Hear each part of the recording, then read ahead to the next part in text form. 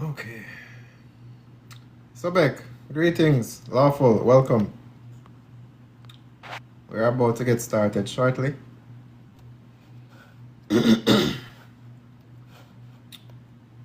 Just put on our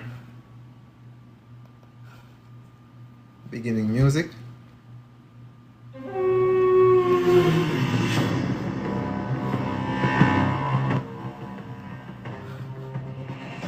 Hope everybody's doing well.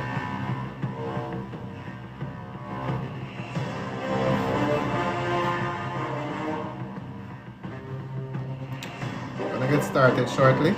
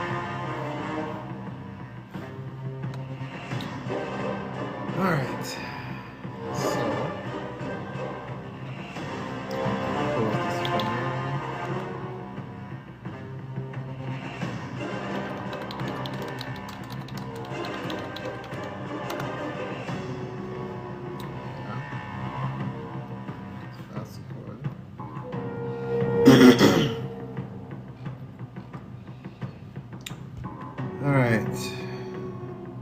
Kem, lawful, welcome. Be brave, stand, lawful, welcome. Welcome, welcome everybody. TikTok police, lawful, welcome.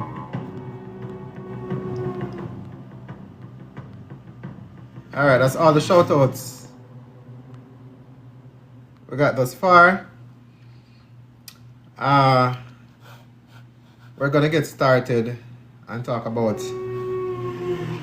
not only the draft, we're gonna talk about a few other things that we need to keep in mind. Investment, lawful, welcome. You know, we have a lot of things that we can't control, right? We cannot control aging. We cannot control time. And sometimes we even don't realize that we cannot control people. But let us not fool ourselves. What we can control is our actions and our choices. Those are the guaranteed things that we can control, our actions and our voices. So when we choose to do something, we have to realize that we are exercising a right. We are exercising something that no one else has control over, unless we allow them to. If we don't make our voices heard, then how else are we going to express ourselves? You know, if we don't express ourselves and we don't make things known, we don't let our grievances be heard, if we are too afraid to say something, then what happens when you don't say anything and you are subjected to the same treatment as if you had said something? You see how that works? Whether you say or don't say some things, sometimes you face the same consequences. So you literally have a chance at scoring a goal, whether throwing the basket, throwing the basketball towards the basket, or kicking the ball towards the goal. But you choose not to take any option, so therefore you lose 100% of the time. Again, we have the option of these things. But if you don't exercise your rights, you lose them 100% of the time. So, even though we are here doing constitutional drafting, that doesn't mean our regular life stops.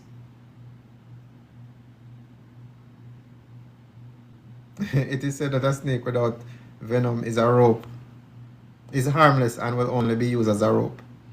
That's true. That's true. Or used in some other way. So when we have a voice and we have the chance to ensure that our voice is heard, we have a chance to come together with others. How are we even going to know that other people are facing difficulties that you are facing? How are we going to know that we have supporters? How are we going to know that we are in this together if nobody no want to talk? Justin, Lawful, welcome.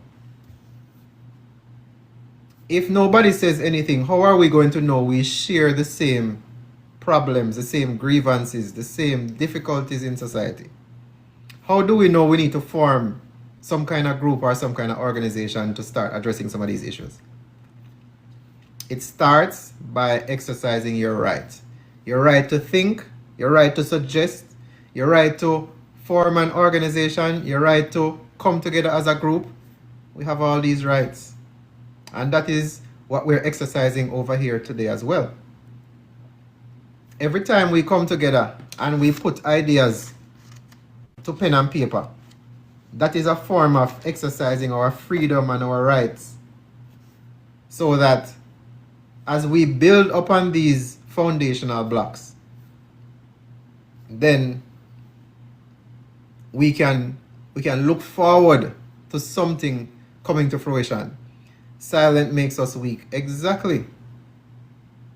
You ever think about somebody with a tape over their mouth? How that person just look helpless? Without your voice, you can be... I'm not saying that you have to make noise all the while. No. We're not talking about being commotious or curmudgeon or just boisterous. Having a voice does not mean that you are belligerent. But if you don't exercise no kind of voice at all, you're like a sheep in a herd. Nobody sees you. Nobody notices you. You're just a part of this herd. And some people might say, well, I'd rather be a part of a herd than to become a target. Where do you think the herd is headed?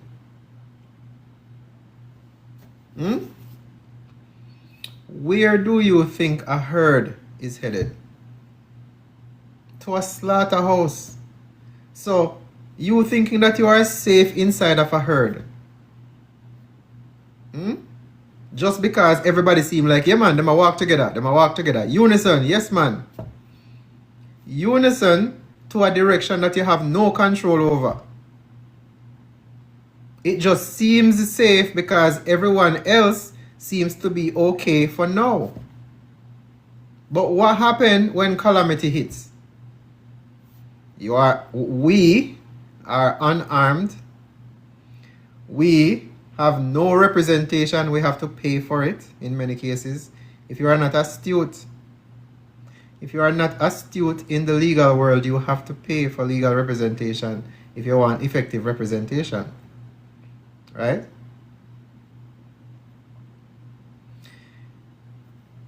We don't have any path. We don't have any goals. We don't have any. What have we done together as a people? What have we done together as a people?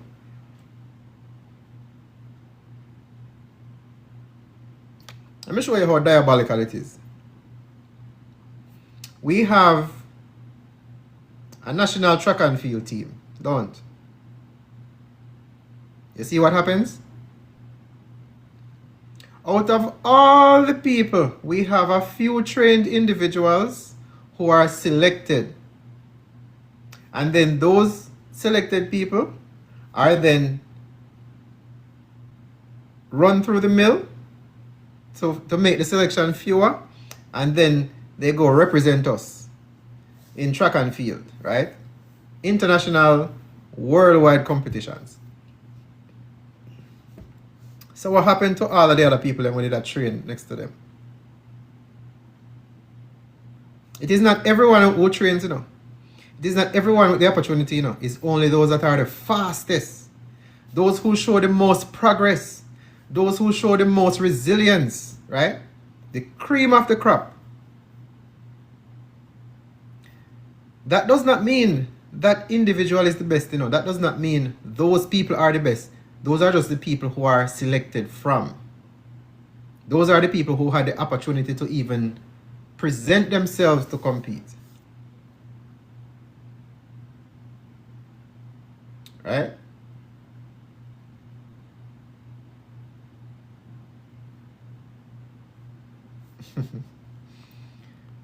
Seymour said, some shepherds lead to greener pastures, most lead to the slaughterhouse for their own benefit. I beg to disagree. All shepherds lead sheep to the slaughterhouse. It is very rare.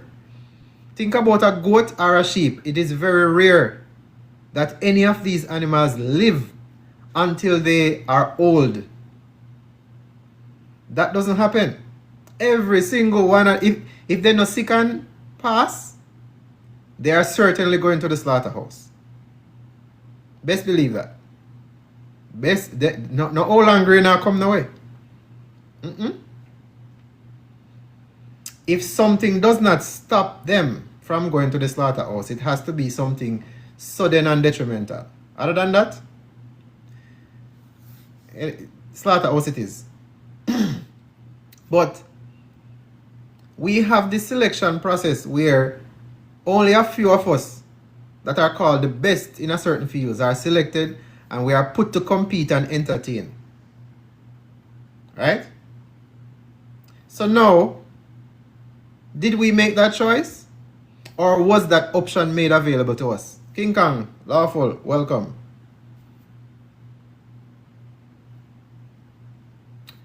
The choice of being selected to compete and to entertain on the world stage, was that a choice that we made, or is it a choice that was presented to us?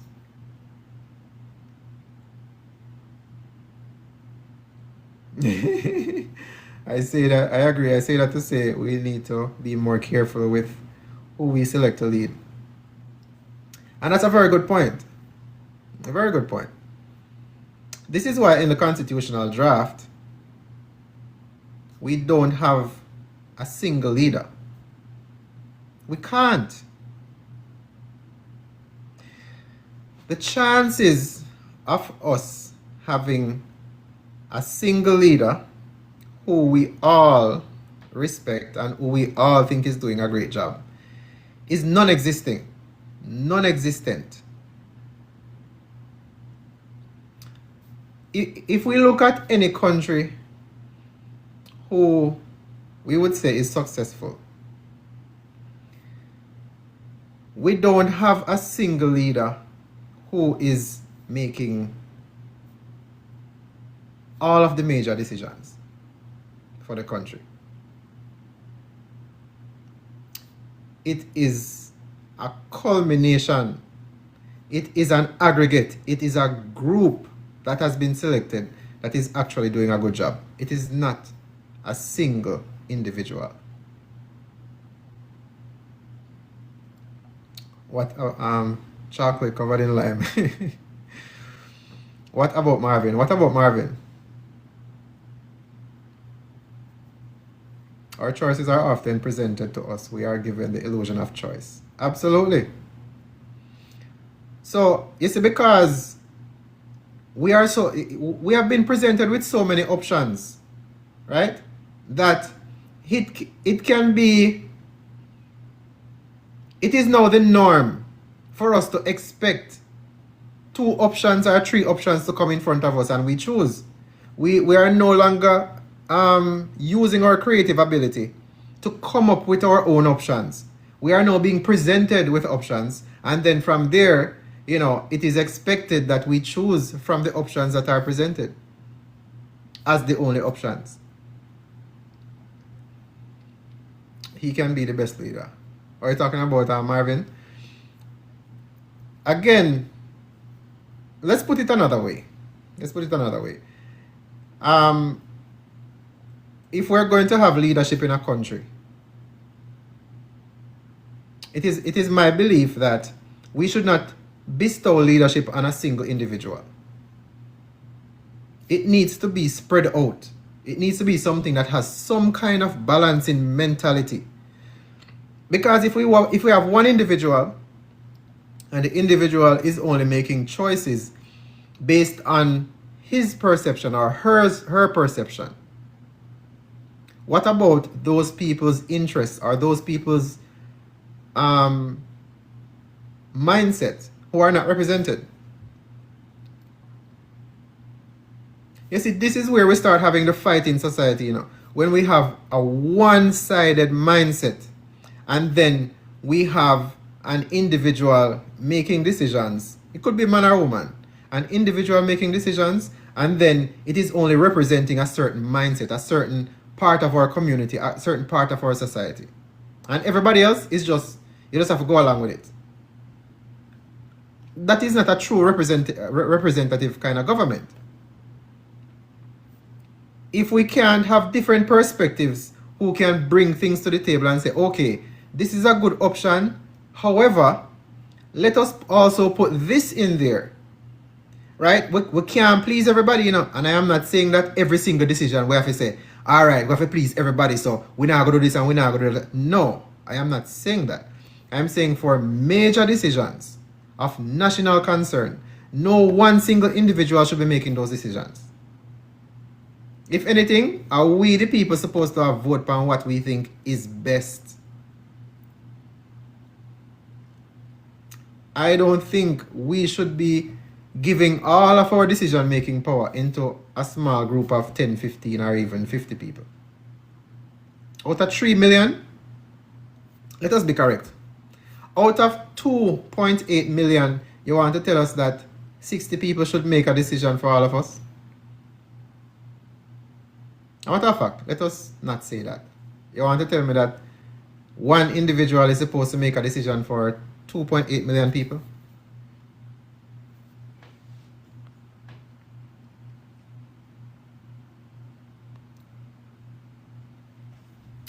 Power needs to be decentralized. Any country who you see that is successful, any country which, let me say not who, any country, or let me say nation. You see, we have to also make the distinctions, you know. A country, let us be clear, a country is often a geographical representation. It is a political extension of the people. A nation is the actual people. It is the collective sovereignty of the people. That's what we call a nation. So, in the best interest of the nation, it is better to have direct power remain with the people.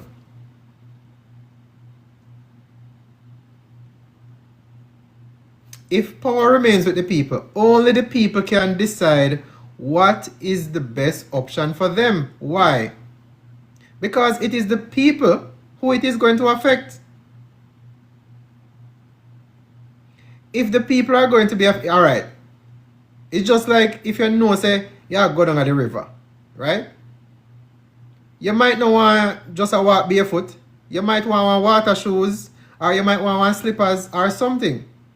Only you can know that. Only the individual who is going to be affected can know what they want. So if that is the case, it makes sense that the power to make major decisions, what the fuck, any major decision, stays with the people. Because the point of government is that the government is supposed to be working for the people to do the bigger things that the individual people can't do. For example, international relations, right? Finding out what nations are offering to us and how we can assist other nations.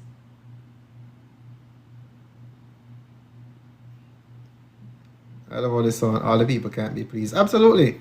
All the people can't be pleased. Right? So, international matters. The government, yeah, them supposed to do that. We don't need everybody to get up and try go a meeting. No.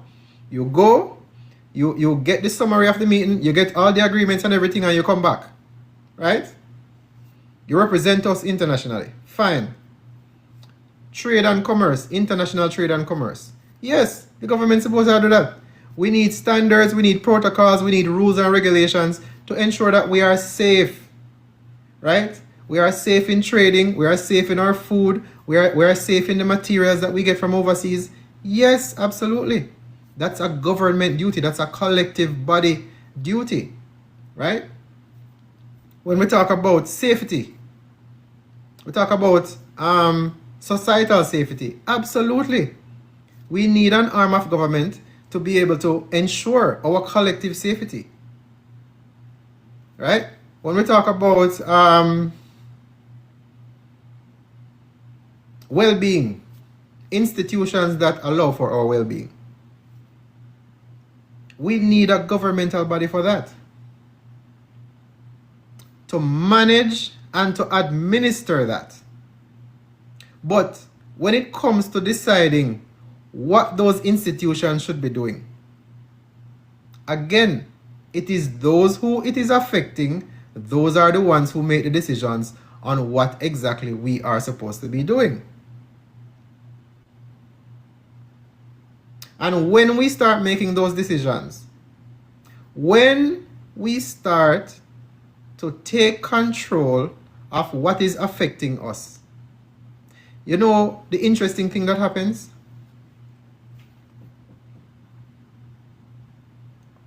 We now have the ability to hold everybody accountable equally when it comes to the law. What does that look like? If we say, okay, we want to get rid of crime, right? Let's say we want to get rid of crime. Every single, if it name crime, we want to get rid of it. Right? However, we want to make sure everyone is treated fairly. Everyone is treated fairly. So, when we are sure, we put people through the mill, the legal system, the court system, criminal system. We put people through the criminal system, and when we are 100% sure that this individual is an actual criminal, right? We make the penalties harsh, right?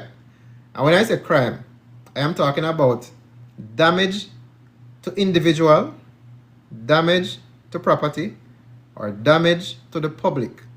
That's what when I say crime, that is what I'm referring to. That is what is in the draft. Okay? So if we have someone out there unaliving people, we just hang them in the town square. That is how you get rid of it. You get rid of that crime. You think, say, when people realize, say, them now go just sit down and name 3 square meals a day and pee and poop in the same place. When them realize, say, them now go can't do that no more. And if them get caught, them are going to town square too. Go hang power and rope. What do you think is going to happen? You get your fair trial, you know. You get to go through all the legal motions. But when you are found guilty, and you know say, for somebody who is unaliving people, you don't have an option of remaining in society. Right at the rope, you're gone. You think it would be so prolific in society? And when we say anybody, you know, we mean anybody. It don't matter your status, it don't matter what rank, it don't matter what job you have, it don't matter who you are, how much money you have, what connection you have. When we say equality, we mean equality. Anybody. So now, the same thing for those who are doing foolishness, where them are either harass the ladies or them are harass the children them, and I'm using that term, you know, conservatively, so we don't have restrictions on the life. When we have people out there who are harassing our people, making people afraid, making people have psychological trauma, what we say we do to them? You lose your manhood or you lose your womanhood. Plain and simple, you can't do it again if it's gone. You had one option, right? So you just take away that option so them can't commit the crime anymore. And then when time them done, after them done go through them surgery, what them do? You still have to go out there and work it off in a society. Work 5 to 10 or even 20 years. And all you're entitled to is a meal and somewhere to stay. That's it. So if we put these people to work, right, and we are able to institute these punishments that rid ourselves, purge society of the corruption. But this purge, again, it has to be equal across the board. It cannot be institutionalized. We can't have politics about it. Once we have the evidence, and once we go through the legal system, it is final. Here is a safeguard we have in. We soon get to the draft, you know. We soon get to the draft, but I'm just explaining some of the portions that are in there. The other thing is, if we have a public official who we have evidence that they are breaking the law, you know who try those people? A special court is temporarily erected to try those people for crimes. It would not be a regular judge session. It would not be a regular constitutional judge. It wouldn't be it would be we the people who look at all the evidence and decide a fair judgment. So that way, no corruption can arise. Again, everybody is treated fairly. So you still go through the due process of the law. You get a chance to cross-examine witness. You still get a chance to present evidence. The evidence still has to match the details of the case. Everything is still the same. Everything is still the same. You still have to prove your case. But if the case is proven, you have to face the consequences. That being said, we are removing all immunities. Nobody gets special treatment. Even if you are in one of the top positions in the country, you should not be treated any differently if you commit a crime. You can't be treated differently. If someone else is treated differently, that would mean that we have a classy society. Certain classes are exempt, certain classes are pardoned. That is not a society anymore. You can't call it a society. So, when we have something structured where we the people are supposed to be directly benefiting from, because let's face it, Let us face it. If there is no we the people, we don't have an economy. We have no need for a government. Right? It is we the people who are voting. It is we the people who are buying things. It is we the people who are traveling. It is we the people who are importing things. It is we the people doing everything to put government to work. So, it is only fair that we should be telling our employees what they're supposed to be doing. But in today's day and age, that is not what happens. It is not what happens. So, when we say constitutional drafting, it is not to say that we are blame nobody for anything. It is not to say that, oh, X, Y, or Z with what's going on now. We don't business with what is going on now. Now, again, as far as the government is concerned, we are not here to go and protest and to chop up and to do this and to do that. We are not here for that. We are not anti-government. As I've stated many times, we are not anti-government. We are not anti-police. What we are is lawful. All we want is for the rule of law to apply to everybody fairly. That's all we want. In our current system, it is not possible. It is not possible in our current system. The Constitution itself, Section 48(3), says that Parliament is immune. So we already have classism from the beginning. The judges are also immune. They have something called judicial immunity. They also have something called discretionary immunity.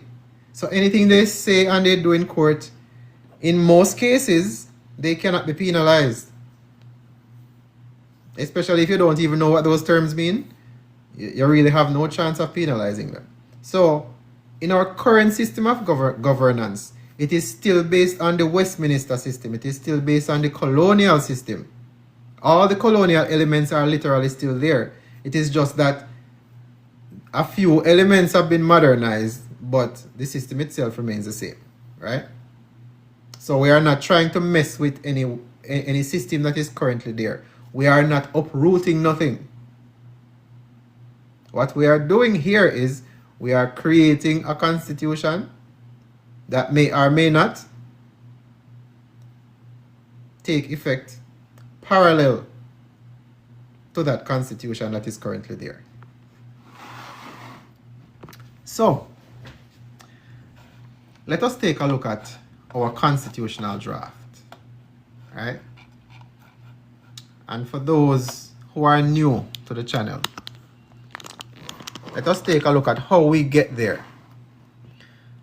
So first we go to voiceofjamaica.com. And once we get there, once you see this graphic at the top, you're in the right place. You scroll down and you click on the first post, New Constitution.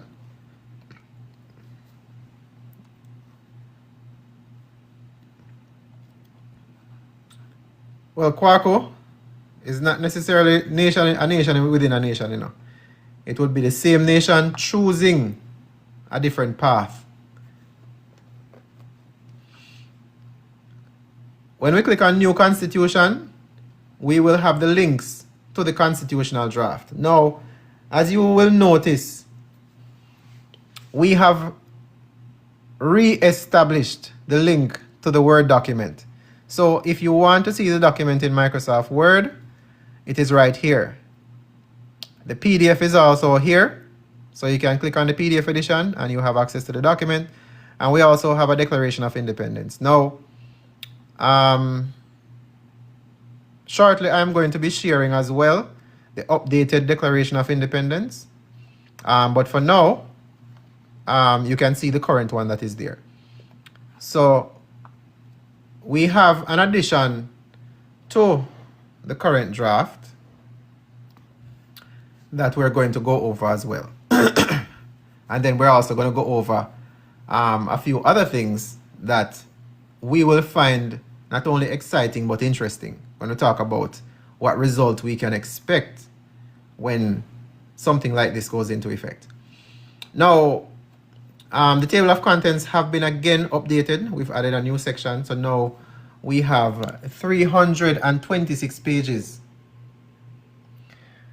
And people, I want to say thank you again for all the suggestions that have been made thus far, all the suggestions that keep coming in. You know, it greatly helps because we want to cover all aspects of society. This document, the reason it is so, and I won't even say it's long, right? Because each section is typically less than 10 pages. This document would serve as the single body of law.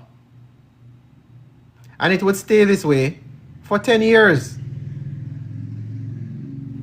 Meaning that once we make changes to our constitution, no further lawful changes can be made, no amendments, nothing can be changed until the 10 years have passed to mature the constitution. So each time, if we decide to make any changes, we would have to wait another 10 years to make any additional changes to the law. So this document would be considered the single body of law. So not only is it a constitution, it is also the enumeration of the law of the land, which is what it was supposed to be in the first place. Zin? Eagle King, lawful, welcome. All right. So, that being said, we have an additional section that we're going to go over to see where I put it. Transition, I think it was one. We have created a new section called Office of Family and Children Services.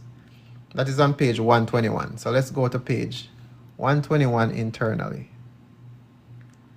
All right, the page numbers are at the lower section of the document. All right. So it's actually at 122. All right. Office of Family and Children Services, Protection of Children, Family Stability, and Temporary Care Services. Establishment. An institution known as the Office of Family and Children Services is established.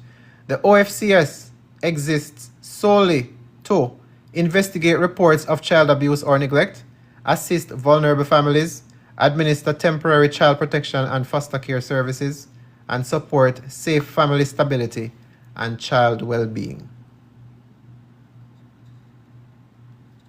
Now I'll call you Zion. Zion, you go to voiceofjamaica.com. Let us do that again. So we'll go to this website called voiceofjamaica.com. Right? You scroll down, and the very first post on the website, it is called New Constitution, so you click on that. And when you scroll down, you will have the constitutional draft right here, PDF form and Word document. Yeah, man, no problem. Okay, so we are at page 127, or internally 122. Section 2, Duty and Authority. The OFCS shall investigate reports of abuse or neglect, document evidence and findings, submit criminal evidence to the Office of Public Prosecution where violations of law are identified, administer foster care and temporary child placement, assist in locating safe and suitable adoptive homes, provide support services related to mental health, financial instability, family crisis, child welfare. The OFCS shall act only upon A. Reported concerns, B. Lawful requests for assistance, or C. Clear evidence of violation of law. Let us read that again. The OFCS, the Office of Children, the Office of Family and Children Services, shall act only upon reported concerns, meaning them have to get a report from somebody to go out there and to do anything. Or them have to get a lawful request for assistance, right? So from some law enforcement, some court, some other government department, right? Or someone making some kind of lawful report that goes through the investigatory agency. Or C, clear evidence of violation of law. So if for whatever reason an agent is somewhere and they see someone breaking the law, then they can act. They have the authority to act when they have a clear evidence of violation of law. Limitation of authority. The OFCS possesses no general policing authority. So they can't just get up and start apprehend people. They can't just start take children. They can't just get up and do anything on their own, enforcing anything. Right? It has to be based on a report, or it has to be based on them seeing some violation where they can make a report themselves or intervene if they have that authority. The OFCS shall not remove persons arbitrarily, conduct criminal enforcement independently, interfere with lawful family structure without evidence. Any compulsory action involving removal, restraint, or forced entry shall require lawful basis, shall be documented, and be accompanied by the public peace service personnel. This is our police service. So if they are not accompanied by the police, they don't have any power. So this will curb any arbitrary, impulsive action that these agencies are known for. Right? Do we have anything for those people who make false claims against anyone in any capacity? That is perjury. Yes, we do. We do. Documentation and recording. All actions of OFCS shall be documented, recorded, and reviewable. Records shall include complaints received, investigative findings, actions taken, and personnel involved. This is where accountability starts. You see, when you give an agency too much power, they typically abuse it, right? So we have to set limitations and restrictions on how power can be exercised, right?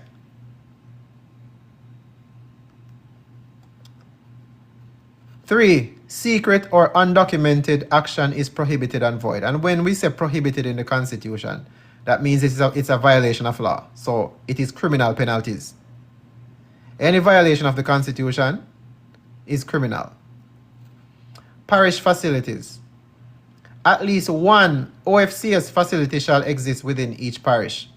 Facilities shall remain secure, provide safe temporary housing and services, expand according to demonstrated need. Every facility compound shall be fenced, maintain continuous security presence, include no fewer than 2 law enforcement personnel on duty at all times.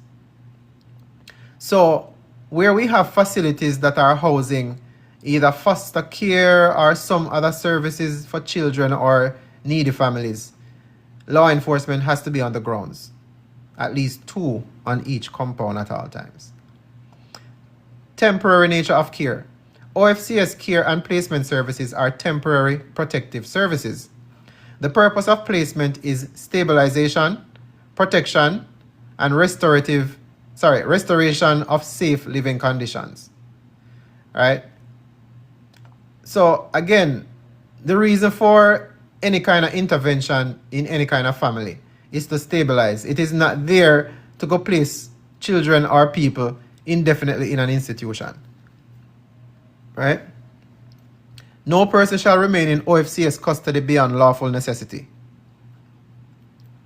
Rights of adults. Any adult under OFCS care or supervision may voluntarily leave after complete exit documentation and acknowledging departure voluntarily. So this removes the how would you call it? The unintentional, in some cases, apprehension of people and holding them in a facility. If someone can complete the exit documentation, which is basically just ensuring that they are competent enough and they don't have any mental health issues, right?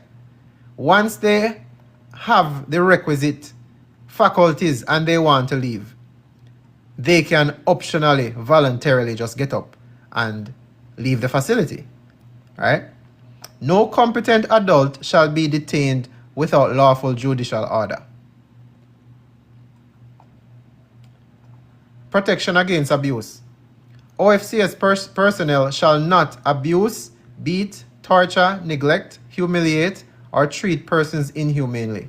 Violation constitutes serious criminal offenses and permanent disqualification from service. Right? So again, we have to place penalties on public service. We cannot excuse any kind of unlawful behavior. Everybody gets punished once you violate the law. Mental health and protective restraint. A person exhibiting violent behavior or suicidal behavior may be temporarily restrained only where necessary to prevent immediate harm. Restraint shall be proportionate, be medically supervised, and be recorded and reviewable. No person shall be permanently drugged, be chemically subdued for convenience, or be placed into a vegetative or dependent condition. Medication shall be medically necessary, limited in duration, and subject to review and consent where possible. Foster and adoptive placement. Foster and adoptive placement shall prioritize safety, stability, and demonstrated caregiving ability. Placement decisions shall be documented, remain reviewable, comply with family rights protections. Accountability. OFCS personnel are subject to all laws of Jamaica.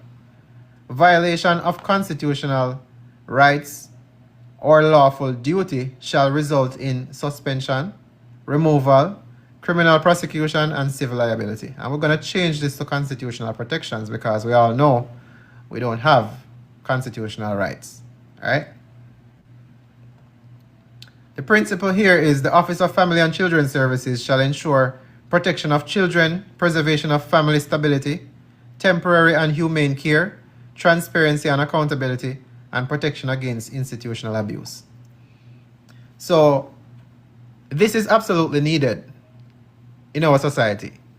We need a safe space whenever we have any kind of issues in our family structure, especially with children or those who are mentally challenged or those who just need assistance, right? And again, organizations like these are typically given a wide array of power, but here we have to limit those powers and we have to ensure we have a clear delineation mark that let these kind of individuals know that if they break the law, they are subject to the same criminal penalties. The same criminal penalties as anyone else. So they have no immunity. So if you are going into a job like this, you literally have to want to do it because these jobs are very challenging, right? But if you love what you do, you know what you're doing, and you can, have self-control and know what you are doing and follow your training and your procedure, you should be fine. But we all know there are people sometimes in care that have no manners. They abuse and they do all kind of things to people just because they know that nobody is going to hold them accountable. Well, that would change under this structure. All right? So, we also, let's see where we have criminal penalties. I think we're going to have to update the page numbers. All right, so 2.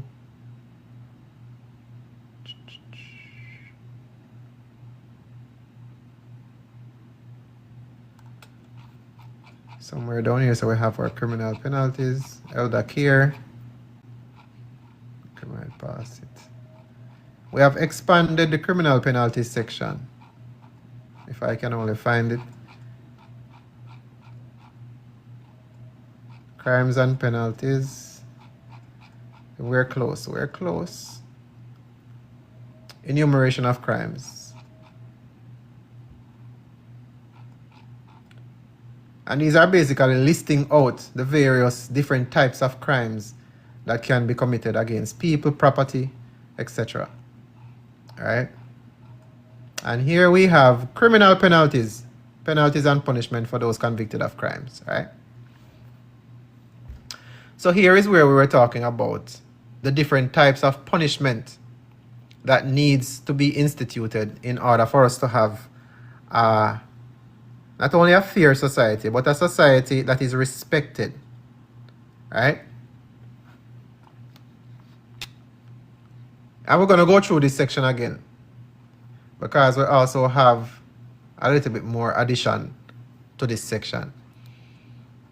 This article defines penalties and punishment for those who have been convicted after due process of committing crimes. The people, if unsatisfied with the punishment imposed by the court, have veto and substitution power to institute a different punishment they see fit by public vote. Right? So where we have cases of individuals committing serious crimes, again, our courts are supposed to be public, but in today's day and age, we know that they are policing the court, and they are not letting anybody go in the courts.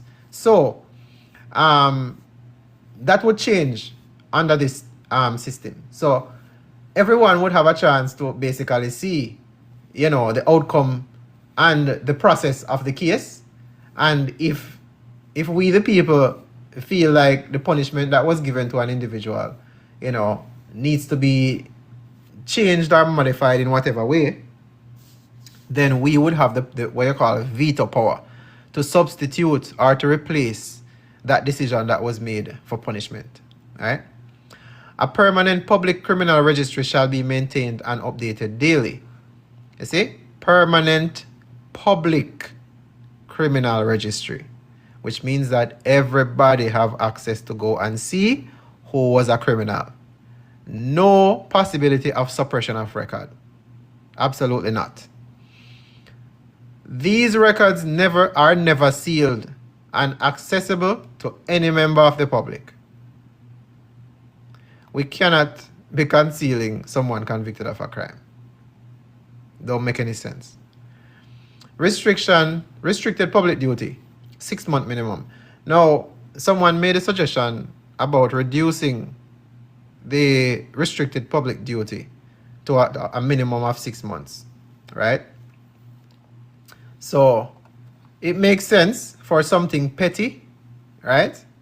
It is still, humiliating in its own way.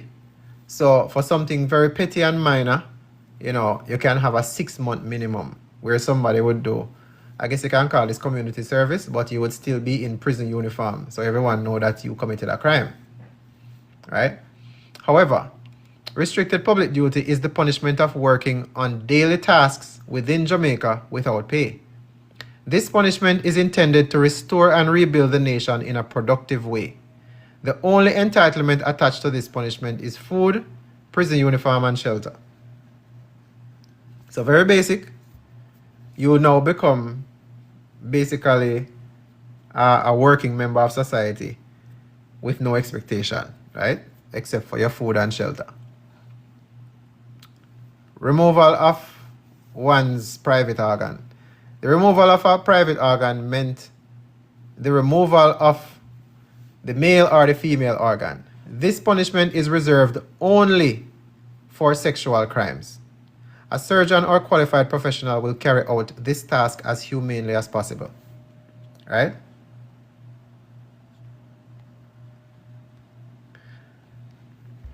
A tattoo of an X shall be made between the eyes, permanently and publicly identifying such convicted criminals. This punishment is also paired with restricted public duty after recovery. Be brave, say, hello, sir. Is any more idea needed on taxes paid by the Indian and Chinese businesses in Jamaica? No, we're not going to address any of the current political things that are going on in the country. We already have a section on taxes, but we're not going to touch on anything currently political. Removal of limb, arm or leg. The removal of a limb is a possible punishment for violent robbery, armed breaking and entering, violent assault, violent attempted unaliving or unaliving. A surgeon or qualified professional will carry out this task as humanely as possible. This punishment is also paired with restricted public duty after recovery. Right? Finger crushed by hammer. The punishment of finger crushed by hammer is a possible punishment for robbery, unarmed breaking and entering, and or theft. The offender shall be strapped to a chair and held in place for as long as possible on the day of punishment. This punishment will be supervised by a surgeon and or other qualified medical professional. After punishment, the medical professional shall assist in medical treatment.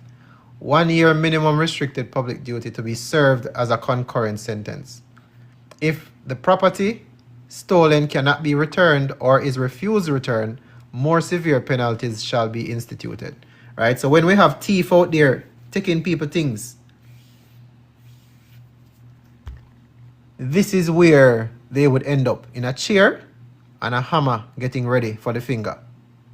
And if they don't return the property, they will have more severe penalties that can be instituted, along with restricted public service.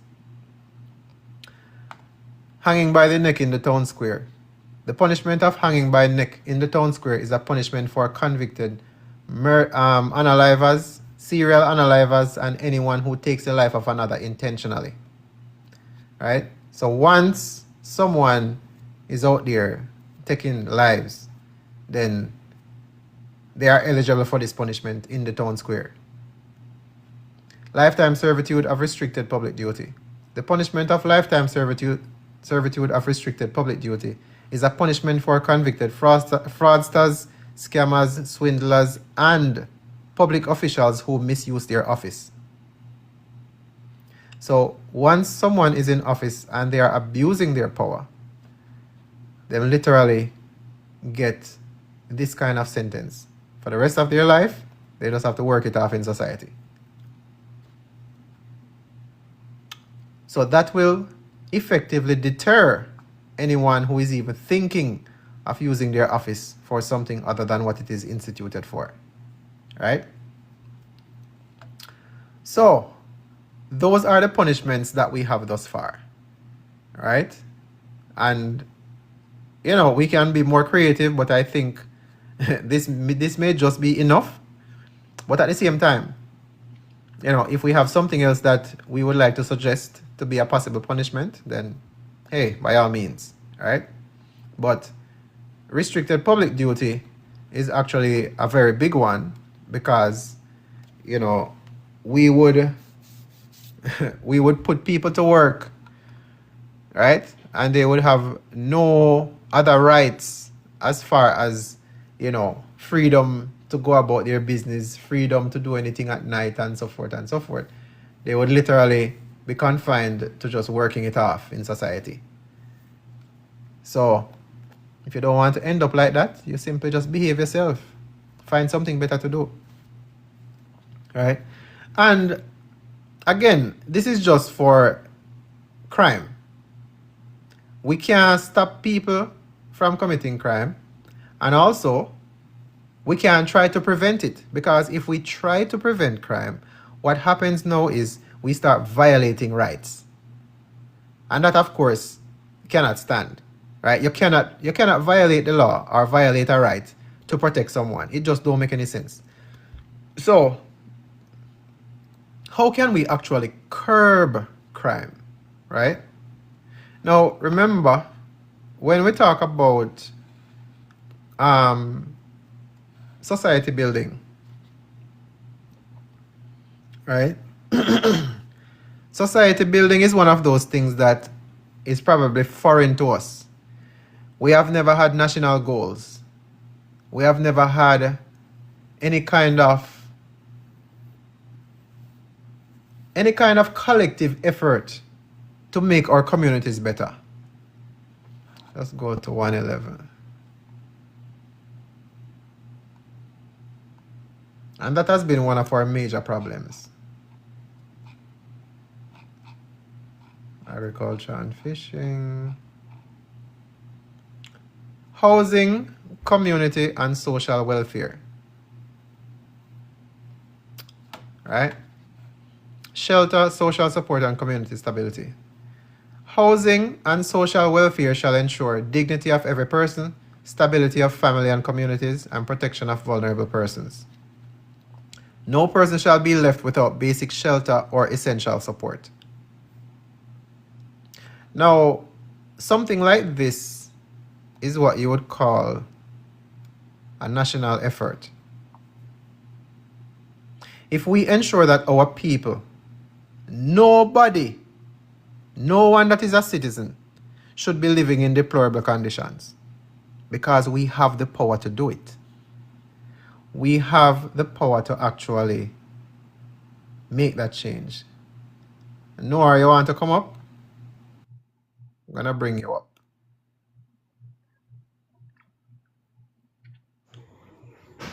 Noah, Lawful, welcome. Hey, what's up, man? Hey, what's going on? You know, I didn't actually intend to hop on your live like that still, you know, but it was an error on the touch button thing, you know what I mean? Okay. But I'm here listening to your program, you know, and it seems very much interesting. I think we really need some new recommendations, as you are just showing, Yes. right? So that we can have a better future for each and every one of us. It makes a lot of sense based on what I'm seeing there. In the earlier setting though, and I backtrack a little bit, I was kind of a little bit concerned as it relates to the punishment in persons found guilty. And I'm thinking, you know, how the system sometimes get corrupt with some of the law enforcers. What if a person is being framed and they are in a position to not prove themselves innocent based on evidence being brought against them unlawfully? How would that basically work out for that individual? There's no way you can actually prove it. Say he's basically innocent. He or she is innocent. So I got kind of cut out for a minute, so I didn't actually get a chance to ask then, or if you had anything stipulated in the draft there for them, right? Absolutely. So what I'm saying is, okay.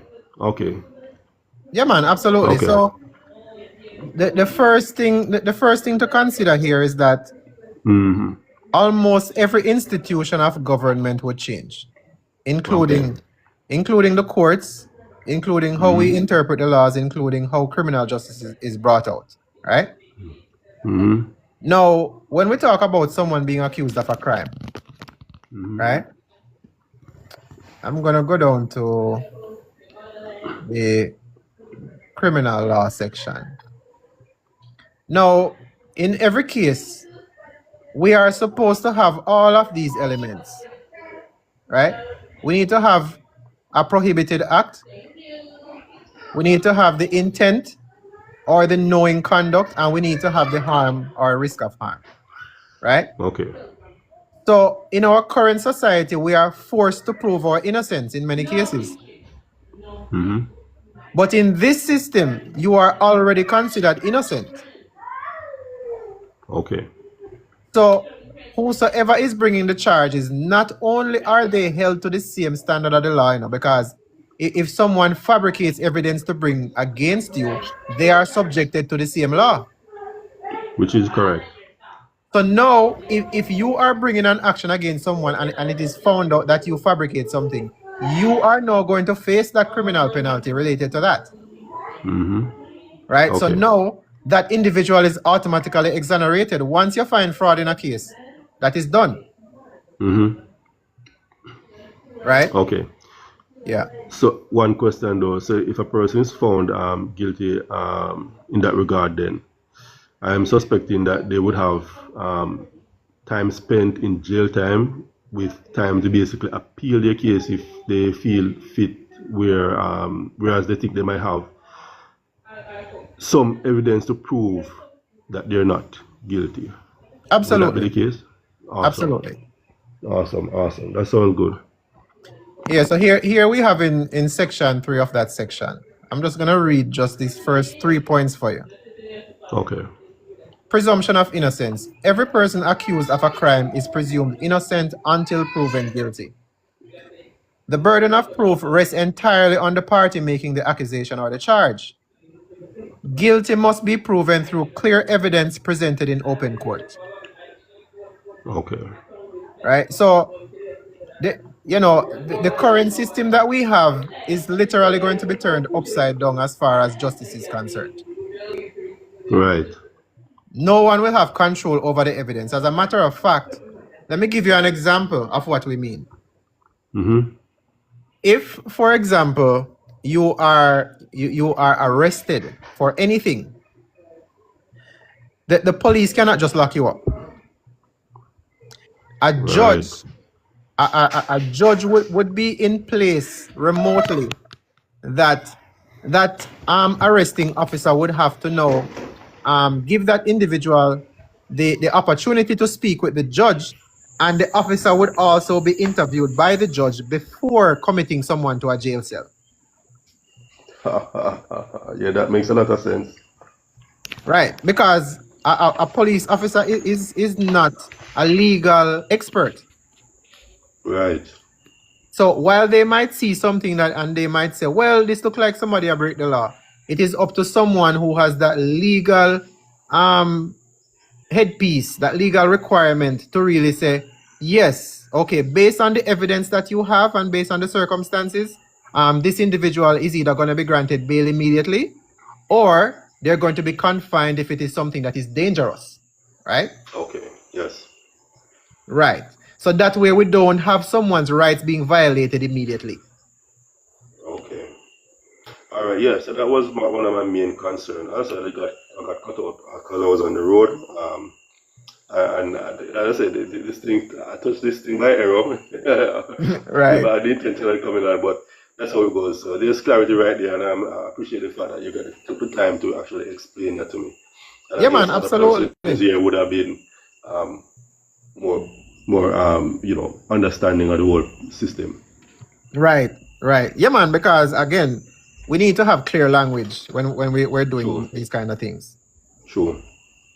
Yeah, man, big up yourself. Thanks for coming up and thanks for the Sure. questions. No problem. Thank you. All right, big up. Mhm.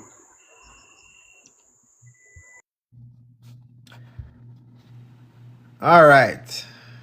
So, that is a part of the criminal law within the Constitution. So because we have to protect our rights first.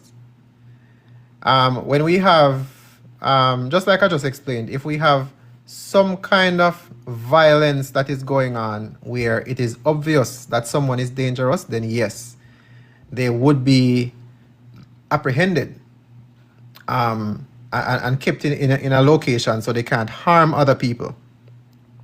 But if it is so-called a petty crime or something that is not causing damage or violence in any way, then that person would be immediately offered bail rather than being put in a jail cell for any period of time. The point of a constitution should be first to protect individuals. And those who are not found to be, a danger to society, they should not be confined in a jail cell just because, of something possibly not in their control, right? So, where were we?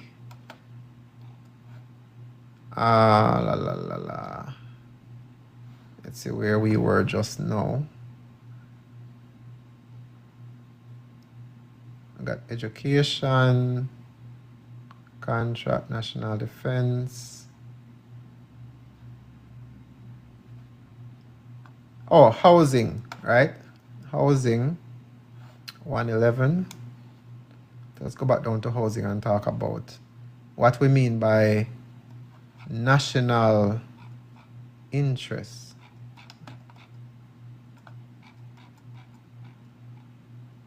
Family and children and housing. All right. So, if we as a nation of people decide that we want to ensure that everyone has proper housing.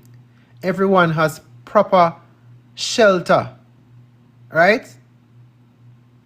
When we talk about dignity, it is not about you working and trying to put this and that together and that together. That is not what dignity is. That is not handout. That is an entitlement of a basic civil society. It pained my heart when time we see some people where them can't afford it and them live in one little zinc up something. Board and zinc. Not to say board house is not dignifying, but in some conditions that we see, it is deplorable. Right? So everyone has a right to shelter. Section 2, right to shelter. Every person has the right to safe and adequate shelter. The state shall take reasonable steps to provide access to housing and prevent homelessness. Housing shall meet basic standards for safety, sanitation, and habitat ability. Meaning, it should be somewhere where someone is dignified in walking into saying it's their home. It is humane. It is clean. It is sanitary. Right? It is safe. Community-based living. Communities shall be structured to support cooperation, maintain safety, promote shared responsibility, social and economic inclusion, and historical preservation and education. Local communities may organize systems of mutual support consistent with this constitution. Allocation of housing. Housing allocation shall be fair, transparent, and based on need and availability. No person shall be denied housing based on status, origin, or belief. Now again, this is in relation to a citizen. We're not going to have somebody being a refugee or a visitor coming and asking for housing, right? Which, a matter of fact, we're going to be very specific about that, so I'm going to make a note of that.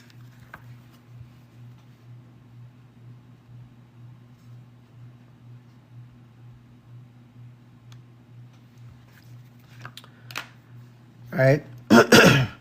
Protection from unlawful displacement. No person shall be removed from their home without lawful cause, fair process, reasonable notice. Displacement for public development must include public disclosure, fair compensation, and relocation support where necessary. So, you can't just be put out of your home, right? And if you are displaced for whatever reason and you have to move, you have to be compensated or get a replacement home. Social welfare system. A national welfare system shall exist to support persons who are unable to provide for themselves, temporarily in need. Welfare support may include food assistance, housing assistance, basic financial support. Now, this is in addition to elder care, right? There are some people in society, they may not find the calling, or, they might not be productive at the moment. So they might need that assistance, right? So we need to have some kind of welfare system so that we can provide the basic necessities to these people. Welfare shall be structured to encourage independence and participation in society. So if you are capable of being productive in society, then you have to participate. You can't just sit down and I just go pick up free food, right? If you know how to sew, then you are going to do that. If you know how to do X, Y, or Z, yes, you are going to do that too, right? So you have to be productive. Support for children. Children shall be protected and supported in health, education, and safety. No child shall be neglected or deprived of basic needs. The state shall intervene where necessary to protect the well-being of a child. Support for elderly and vulnerable persons. Elderly persons and individuals unable to care for themselves shall receive basic support, access to health care, and protection from abuse or neglect. Communities shall play a role in supporting vulnerable individuals. And there's again a section on elderly care and elderly care communities in a completely different sections on its own, not just this small piece here. Public health and welfare. The state shall support systems for public health services, disease prevention, and access to basic care. Public health measures must respect individual rights while protecting the community. Employment and work opportunities. The state shall support opportunities for employment and skill development. Work shall be fair and not exploitative. Work shall be fair and not exploitative. Individuals capable of working shall be encouraged to contribute to society. Community responsibility. Members of society share responsibility for supporting one another and maintaining safe communities. Community-based programs may be established to address local needs. Records of welfare support. All welfare programs shall be documented and transparent. Record must include allocation of resources, recipients of support, and program outcomes. Apothecary, lawful, welcome. Prevention of abuse of welfare systems. Welfare systems shall not be used for fraud or misuse of public resources. Violations shall be subject to lawful review and accountability. And anywhere you see accountability, it means lawful accountability. Right? And the housing and welfare system of Jamaica shall protect dignity, ensure basic living conditions, support vulnerable persons, and promote stable and self-sufficient communities. Now, this is the basic framework for housing, shelter, and community, right? Social welfare. Now, when we talk about right to shelter, we were having this discussion several weeks ago. When we talk about, for example, the container homes, right? We have individuals who don't have a proper house. They don't have proper shelter, right? And we have seen that in Melissa where people house just decimated, blow away and all that. And some people might have had decent housing, right? But it get damaged. And it is up to us. It is our society, you know, so it is up to us to make sure that if we have damage in a part of our country, right, we go and we assist others in rebuilding, or we purchase housing, just like we have the container houses that are very popular. We can institute some of those as well, right, for people who are in need. Again, we cannot have an entire island where people are being subjected to all of these, again, this is my opinion, all of these ridiculous things about you have to go buy land and you have to go do this and do that, and before you can even build or before you can put some kind of structure upon your property and all them something there. Everyone who is a native is entitled to land. Everybody that is a native is entitled to a piece of land to live. That is the point of forming a nation or a country. Renting and selling is for outsiders. It don't make any sense that we as a people are putting together a government and we are charging ourselves to live. What kind of sense that make? It don't make any sense. So basically we are saying in order to have access to the basic tenets of life, we have to pay for it. We have to pay for shelter from the elements. No, absolutely not. Absolutely not. I think it is better that everybody, if it's all right, if you are single, you are the only individual, right? You get one bedroom, one bathroom home. Very simple. Right? If you have a family, it is based on need. It is based on need. Can't tell some Jamaicans this. They will say, you're mad. How can the government do that? Well, everybody entitled to their opinion, you know. Everybody entitled to their opinion. But at the same time, if we the people make these decisions and we start instituting these things, as ridiculous as some people may say it sounds, guess what? We are going to be the poster child, the model structure for the rest of the world. Because when people see that, because we don't have this bad mind mentality or this following mentality that other countries have, and we actually have everybody in decent housing, right? Everybody have somewhere to go at night. Everybody have a place to rest their head. Everybody have decent sanitary conditions. Everybody have access to basic hygienic practices. Because some people, you know, believe it or not, some people don't know how to care for themselves properly.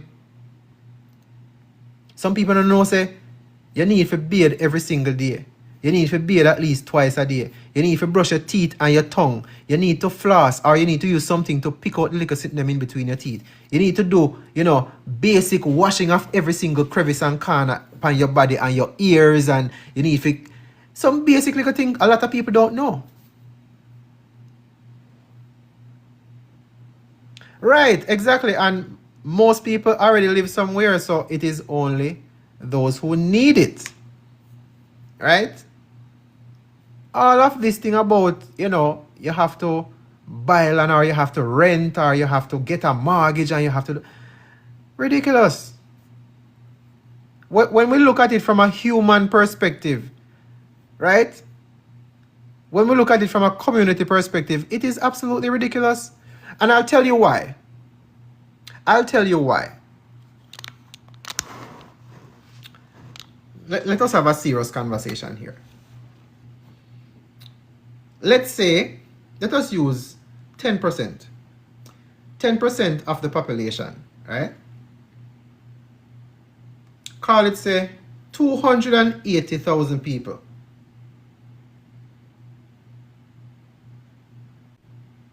Do we even want to go that far? Let us say 100,000 people don't have proper housing. You know, just very basic calculation. So, either they are renting, or they are leasing, or they are paying a mortgage. One of those three. Renting, leasing, mortgage, right? Now look at this. It sounds ridiculous to provide housing for everybody who need it, don't? Here you know. Rent, mortgage, leasing. Now, the money that people are putting into these programs or into these institutions, right? What if we now funnel that money and we use that as the housing budget to start building back people? Every month, let's say you pay, let's be moderate, let's say you pay 60,000 a month, right? 60,000 times 100,000. Me say a month, you know. Imagine every single month we are putting, let's say, 50 container house.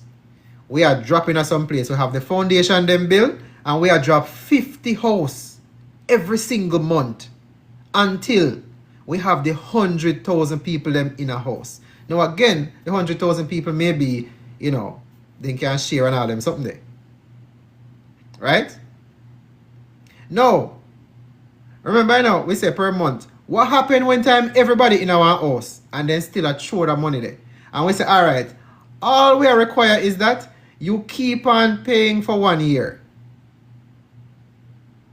Just keep on paying for 1 year. Once a year done, you're living, we're not going to say scotch free, but you will have a place that you can live. So even if you cannot afford, you know, other bills or whatever, you have somewhere to stay. You don't have that on your head for worry about, say, if me not pay the bill, if me not pay the rent or the mortgage or the lease, then me I'll get kicked out at some point. You don't have that worry anymore.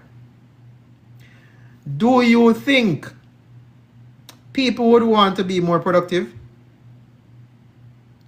Do you think people would be in gratitude? Do you think people would want more programs that they can participate in?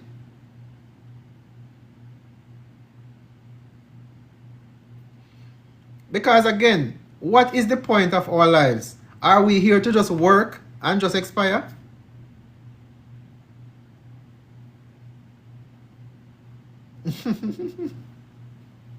Unity is power, which most black people is lacking. Thanks for this advice. Yeah, man, most welcome. Lawful.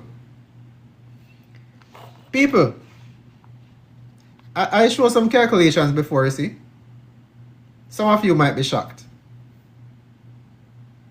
If even 10% of the nation contribute to some of these projects to fix our people first, because once we fix our people, we can do we can do anything.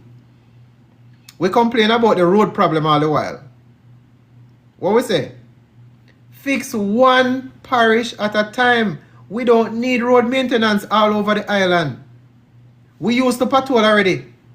So what is there if we wait one next year or two? We fix one single parish at a time. One parish. Every single road. One parish. Fix. If we say, okay, now that we have housing done, people, how do you feel about contributing to help to build the road? You think nobody are going to say no? Do you think anybody are going to say no? All the pitney them want to run come out can help. Everybody would want to participate in their country. You say, Dennis, you want to come up? You're up next.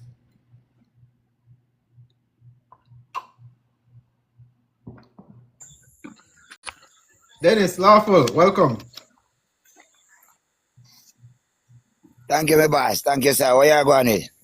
Oh, I'm there, I know. Real, man.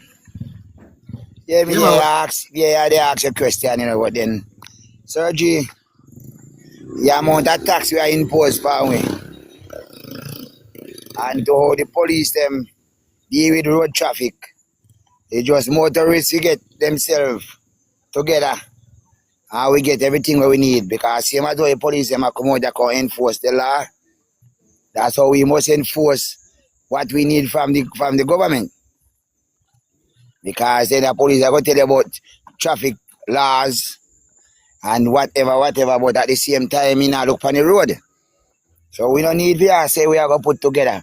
We need to get together and get to the government and either in runway or in the way we have to do. That's all we have to do, just get mad in this, because then only way we are going to get an answer. We are going to get satisfaction. No, listen. Yeah, that is the only way we're talking.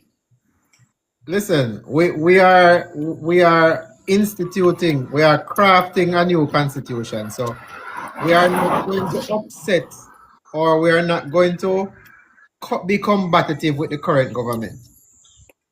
Okay? It is better if we create an alternate route than to be trying to be combative with the current government structure. But then, sir, what me I try to say now? We are going to take up the burning to fix the road. We are going to take up the burning and spend with time and resource to fix the road. On the other hand, you can't even drive on the road free, brother. No, you're not. With the lady. It sounds like a because the government come up with laws, give the police powers to say we can stop you for this and stop you for that. No. I get a ticket in 2024 and there was no road. It was a dirt track. And what happened now? I have to stop to give where if because two vehicles cannot pass. Boss. So I had an idea. The police was coming. And I kind of squeeze up myself again. It not sound like you hear what go on. Because I walk it a drop a little bit. Yeah, the connection have a great delay. Yeah. Yes, sir? Yes, man. Yes, true. You have connection to come not too good on my way. Alright, you have to come back one next time because you delay too far. But you join the discussion in the middle of it, so you're not hearing what we're talking about. We're talking about if we the people institute a new constitution and now we have focusing our priorities on the country itself. We're not talking about doing anything in this current society. All right, be brave. You're up next. Be Hi, brave, hi, Lapa. good Welcome. everyone. Good night, everyone. You're hearing me? Yeah, man. Hearing you. Right. Pleasant night to you. Um, I'm agreeing with everything that you're saying. You know, the reason why the vision behind what you're saying, it can be productive once the people just come on and Mhm. sign on it when it's time, or just see the vision of it. We have this old mentality, state of mind, that we're not willing to have an open mind about seeing where things can be. Remember, our old time parents, or our ancestors used to have patch houses, and we've come a far way from them. So what you're Mhm. trying to say, stabilizing the society or the economy in terms of certain things to lessen tax for the people. And I believe that you have very, very good ideas and very good points, because if you give people houses, it will lessen them to be, let me say no, thinking about getting a house. They will still pay for it, but at the end of the day, they'll have a roof over their head. They'll No, no, no, no, concentrate no. and say, all right, Mm-mm. We did pay for it. Remember, I say, everybody a true partner, basically. yeah, it's a partner plan then. Let me rephrase back Right. what I was saying. So it's like a partner plan. You're paying for your house, but you can live in there, right? Before and pay for it. That's a very Right. good idea. We have a lot of resources in Jamaica. It was said before, we have a lot of springs where we could be selling water to other countries that have less. They can't have water at a certain price, right? There's so many Mhm. things that we can do. We're not looking at the possibilities. The only thing that we're looking at, we know the state of how the government is, or the parliament is, or how the situation is. It is really degrading. It is deteriorating. We can see it because people are rebelling. So what we do, we are looking at another solution, as you said before. And I'm on point with what you're saying. You're honestly on some great, great points. We have just this mentality, this slave mentality, that we say from a situation is like this, because we just name a chicken back then and just work with it. No, Mhm. there's another route around all of this. That's what you're showing us there. There's another route. It can be built back from where we are now. That's Exactly. just my few points. Yeah, Yeah. man. Absolutely. Yeah, man. Thank you for that input. And it is just for people to see. That's it. And how will we get people to see? Remember, the mind is already clouded with the chicken back and the promises. I use that. Stop that. I'm just saying, the mind is already clouded with the chicken back. Remember, you already full the mind with the promises, and it has been people really definitely see that things is deteriorating, but because they are used to the system, where they just say, make them just go along with it. I remember sharing this. My father got sick, and I brought him to the hospital. He's now deceased, but rest his soul. You know what he said Mm. to me when I said to him that you don't want something healthy to eat? No, just give me the chicken and the rice. So me, I said to myself, say, we can't do better. So the state of mind that he was in, he cannot do better. Just make we work with what is there. Right?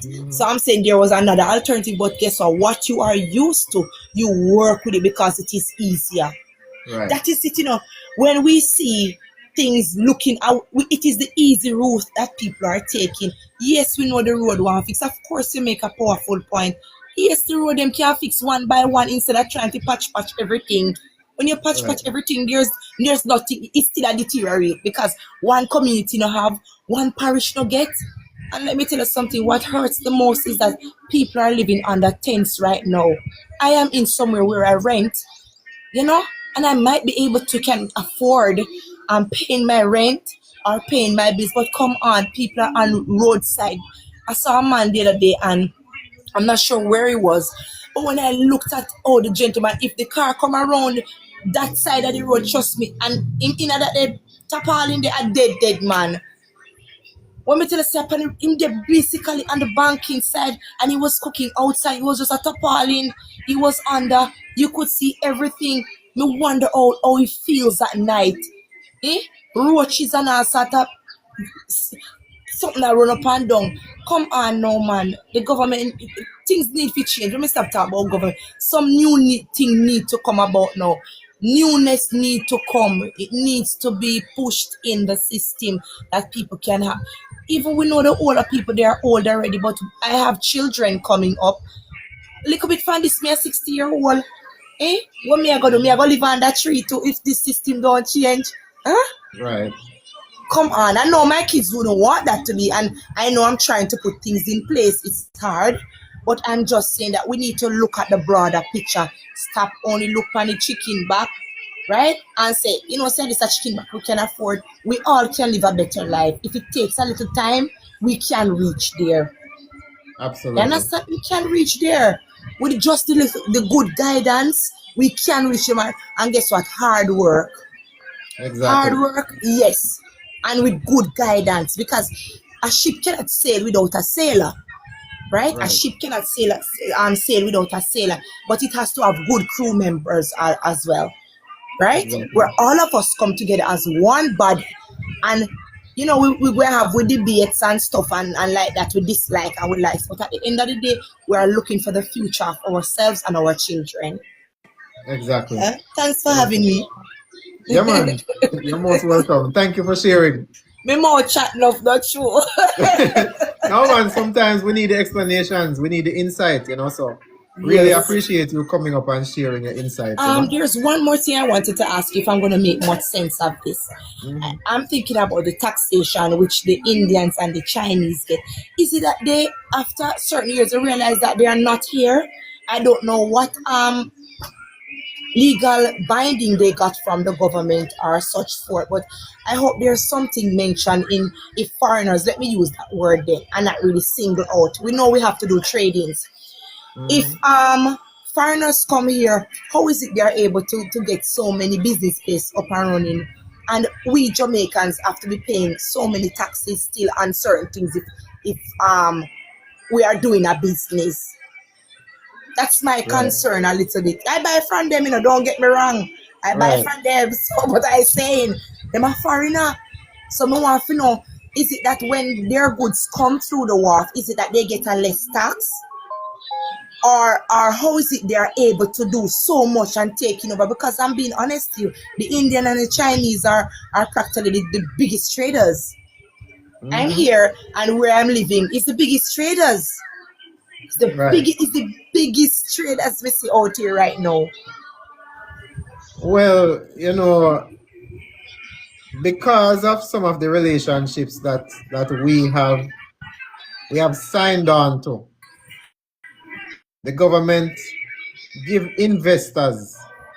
I mean, it works in other countries as well, so we can't isolate it to Jamaica. But whenever we have foreign investors where people are coming in to build businesses, they get a lot of leeway as far as taxes and imports are concerned.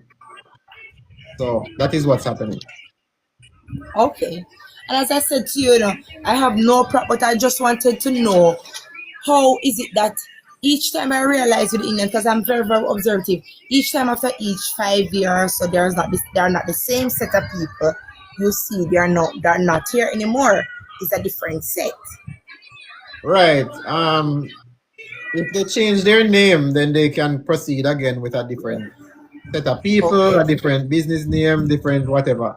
So I guess that's what they're doing. I don't know for sure, but it appears that way. Okay.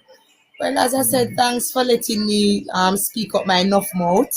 You know, on your platform. Yeah, It's a pleasure, and you'll be hearing more of me.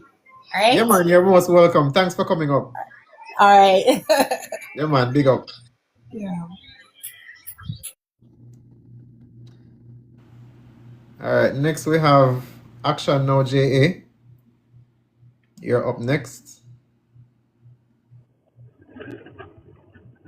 Action Now, lawful, welcome. Greetings, brother. Wagwan. Greetings. Yeah, so I don't really have much to say, but you just know say you have my full support. We just can't wait for the constitution second and ready for phase two is it because I'm going to be very, very I'm going to make myself very useful in this process. You see me? Because we really appreciate what you do. Me I tell you the God Almighty truth. You realize me try my very best to tune in all of the class them. Yeah, man. Because this is something where a long time we have to need to, Jamaica needs a native constitution. We don't want to inherit nothing from the crown and from the people there because it's just not working. It not work. It not working in the favor of the people.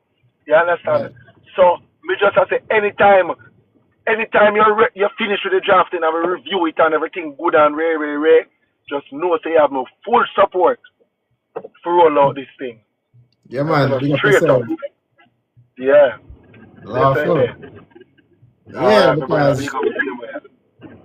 yeah, we have to when we see something not working, especially as it concerns the law, it is our duty as a people to see if there is another way to fix it. Yeah, And that is what we're doing. exactly. Right. Exactly. Yeah, It's sad, man. it's sad So, that it's sad that it took us 60 odd years or 50 odd years, yeah, 60 odd years to be doing this or to realize that it now work. Well, it a work. Well, let me not say now work. It a work for some people. You understand? right, But it now work for the mass. It's not right, working for the mass. You understand? So we need the mass.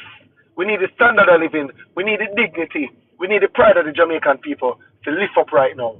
You understand? Too much also mentality. And as the Empress said a while ago, too much people satisfied with chicken back when they can't get chicken. Why satisfied with chicken back when they can't get chicken? right, You understand? So we have to elevate the mindset and we have to break the barrier, the fear of change because that's one of the greatest hindrance to us as a people. Sometimes we fear change. We just stuck in our one way. We're stuck in it, and we just know nothing new, nothing different. So we have right. to overcome the fear there and make the thing work. But as me say, you have my support, and I am a part of a political movement where we are trying to get off of the ground too, you know. So me tell them, say them need to join the live. Me tell the NEC members, say them need to join the live on the Monday and the Wednesday and the Saturday evening time so that we can also have an input because we all in this together. You see me? We're not Right. joining the PNP and the GLP kind of thing, but you still the country still gonna need a political directorate. But we don't want the one with steep in a corruption like what we have right now. We want reputable people. We have to serve the people them with integrity and without corruption. And with Exactly. limited corruption and less corruption. You No, understand? sir. So Eliminated corruption. Eliminated. We don't I want mean no I mean me not justify it, you know, but I don't think there will ever be a perfect system or a perfect country where somebody not try to go around. We can make it as corruption proof as possible. But Mhm. knowing how we stay as a people, we are gonna try to find a way. So if we can make it as minimum as possible, then that if we eliminate it totally, that is even great, right? But yeah, that's the ideal thing to eliminate it completely. You understand? Right. So, but we might not get to that level overnight. Hmm. I don't know, you know. As somebody said in the comments, have you seen the penalties? Yeah, man, me the penalty, man, and the penalty them all right. And Okay. as you explained to the gentleman earlier about the penalties, um, once we have a good judicial system, once we have a fair judicial system, then it should not be an issue to to adjudicate a matter. You Right. understand? Whether somebody guilty or not. So the current system is so flawed and full of corruption that anybody can buy out them way and all of them something there and blah blah blah. You understand? And cook up evidence against people and sink people and all of them something. The last people in the system and so on and so forth. But I understand that the new system that we are designing now will eliminate that. So there should be a better process of adjudicating a matter and assigning the the relevant penalties if you are convicted. Exactly. Yeah. All right. All right. All right, my brother. So get on with the program. I don't take up too much of your time, but big up yourself. Me there same way. Yeah, man. Thanks for the input and thanks for coming up. Big up yourself. Lawful. All right. You too, 6LB. Yes. So, we as a people, we have been subjected to many things, and we often feel like we don't have any power, we don't have any voice, and we just have to just go along with whatever is happening, right? We don't have any voice to change anything, so we feel helpless. Now, I am not going to say anything about the current political structure because at the end of the day, someone or a group of people have to run the country. So, I mean, in many cases, we are in disagreement with a lot of the things or the decisions that are made, but at the same time, some institution has to run the country, right? At this point in time, a lot of people are in fear of the police because what we see going on, we just feel like, say, it just appears that any little thing where you do that might be considered not in compliance, your 3 points might gone, right? And that is not a good place to be. Absolutely not a good place to be. But again, we can't justify every single situation. And let me be clear, because you always have people who are jumping in the middle of the conversation. What I am saying is this. Again, if you are new, this is not an anti-police page. This is not an anti-government page. Okay? In fact, we don't really talk about government or police over here. It is really just to maybe shine light on a specific point, and that's it. We move on and we talk about more positive things. This is a page that is entitled "And We Support Lawful Always." So it no matter what the situation is, we have to remain lawful, right? So when we talk about a completely new system where the people take control, like I said, our priorities have to be people-based, not institutional-based. What do we mean by that? Right now, just like somebody pointed out, we as a people, we get the short end of the stick in many cases. Investors can come in and they can have more opportunities than us.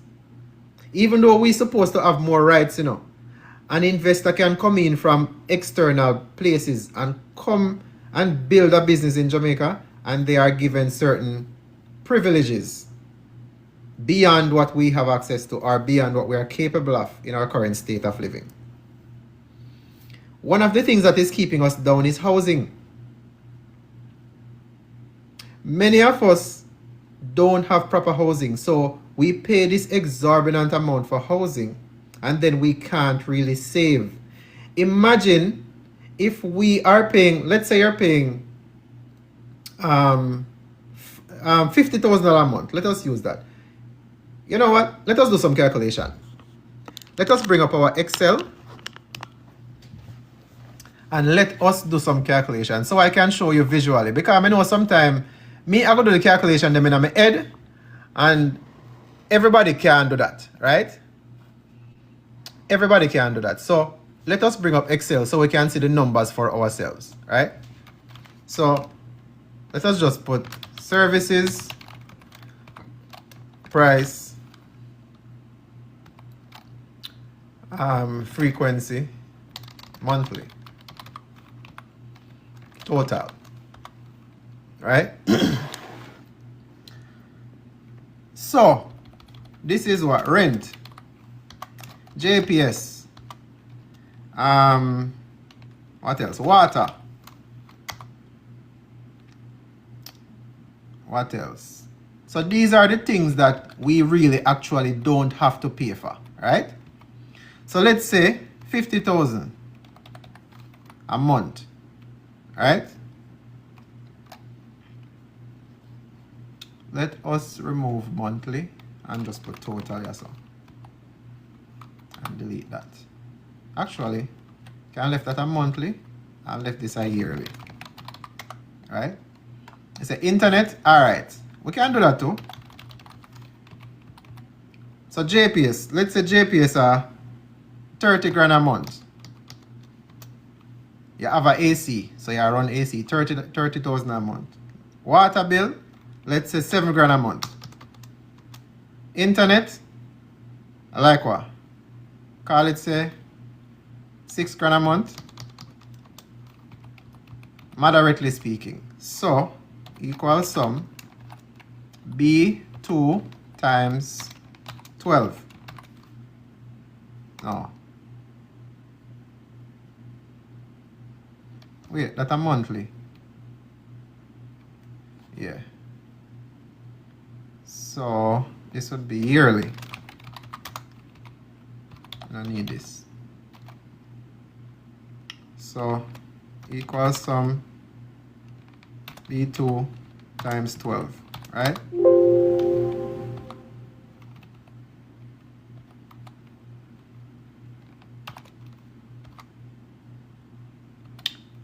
All right, let us put this into currency. Number accounting, right? So each year, and let us propagate to the rest of it, right? And let us put total down here, so. Total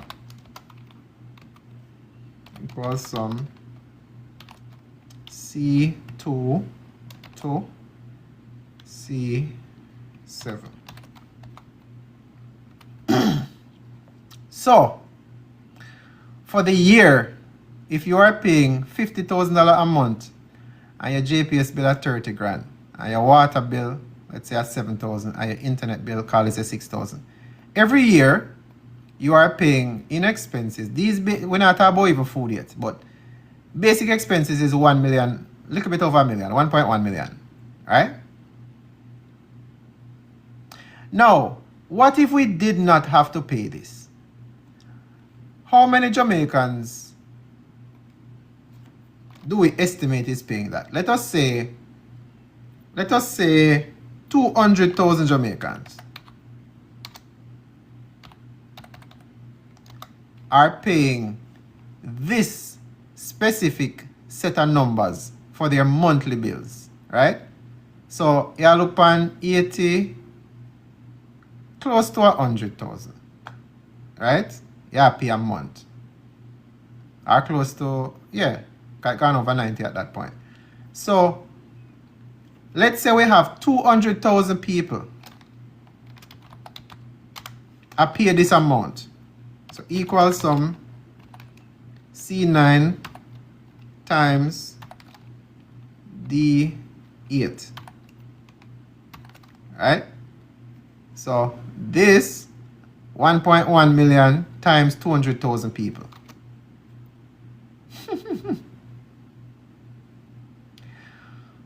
$223 billion for the year.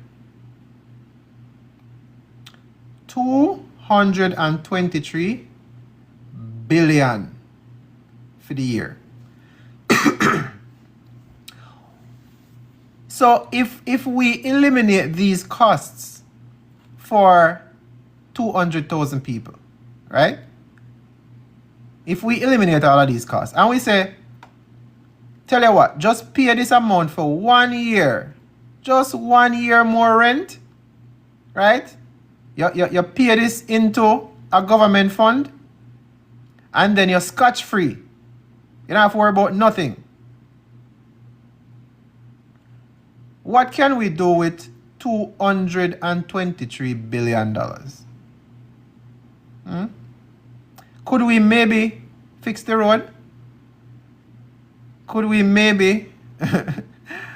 what can we really do with $223 billion? Now remember, much of the budget for the road is labor. It is not necessarily material. Because we can buy the material in bulk. And then, if we say, people, after you have free, you're no longer worried about housing, because now you have one container house. You're no longer worried about JPS, because we're going to drop one 8 panel on everybody house top, right? And one battery. You no longer have to worry about water because you're a native and we are entitled to water and food. But we are going to stop at water for now, right? So you're entitled to water. Everybody, if you have water in the yard. We're not supposed to have no meter, pan no way. We are individuals. We are not selling the water. So we're not supposed to be taxed by using our natural resources. So water should be free for everybody, as long as you're not conducting business. Internet is the same thing. I am pretty sure we can get a trunk line, an international trunk line, from an internet service provider. And that's all we have to pay for. We already have the talent in Jamaica. We already have the talent in Jamaica to build out the infrastructure. So once the infrastructure is there, what exactly do we need to upkeep the internet? So if we don't have all these expenses anymore, do you think about it, people, do we think that people would be happy to help to fix the roads in their communities? Would people be happy to go bring one bucket? Would they be happy to go and sweep the road? Would they be happy to say, yes man, may we cook? Yes man, may we chop some bush? Yes man, may we help do this? Do you think people would be happy to help to build their country?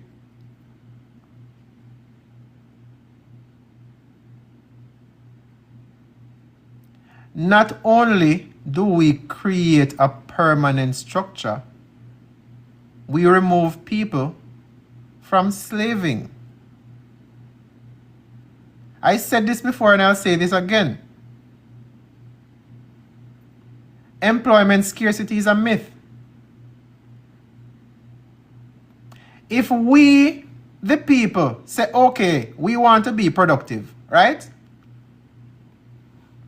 All we do is we work 5 hours a day and somebody else take over for the next 5. We can literally have a 24-hour shop. All we do is take turns working. We don't have an employment problem. We have a thinking problem. We have a togetherness problem. We have a nation building problem.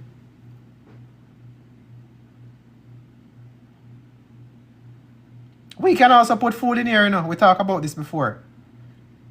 We can be purposeful about our food.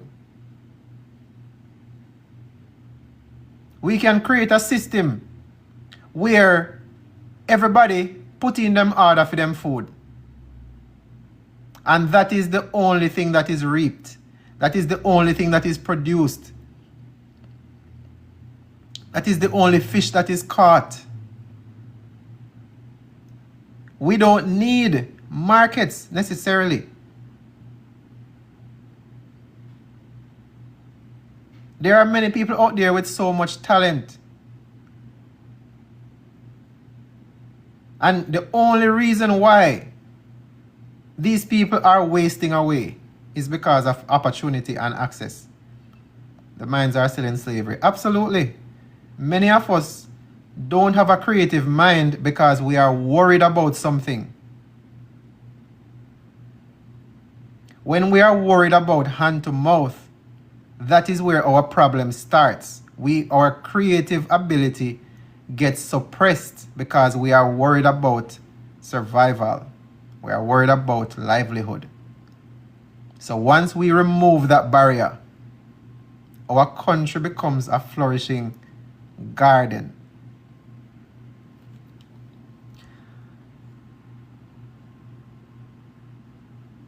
What mechanism will be used to expand or increase the initial funds that are collected? So we have many different aspects of society, right? The first thing is this. We're still going to have businesses. We're still going to have different services. We're going to have trade and commerce. We're going to have customs. We're still going to have a lot of things that are there already in society. We're still going to have them. But the primary distinction is that the people will not participate in many of these things. So the plunder of the people, where let's say you purchase something online and it comes through customs, you are paying double for the item. Those things would be cut out, right? Many of the things that people are paying for, it would be removed. Now, why do we say it would be removed? Because we just look at one example, right? Now, can you imagine everything else that is going on? Because 223 billion is not even half of the population. It's not even quarter of the population. We have 2.8 million people. So they say in Jamaica, right? So even if half of us participate in some projects, we don't have a problem. We literally don't have a problem. So the question is going to be, when we have transparency, what will we do next? You see, right now we have no transparency. We cannot see our financial purse. So we don't know what we have. We don't know if we're overpaying in taxes. We don't know if we actually need more taxes. We don't know if we have a surplus in our repository or our consolidated fund. We don't know anything. We only hear about so many different things and whatever them need to do and this and that. But we cannot verify for ourselves because we don't have access to the financials nor the accounting, and none of the data is provided to us. All we hear are summaries and we don't have any receipts, right? So that is our major problem. So I don't think we would have a problem if we cut out a lot of the taxes and the fees. If we cut out a lot of the taxes. Omar, you're up.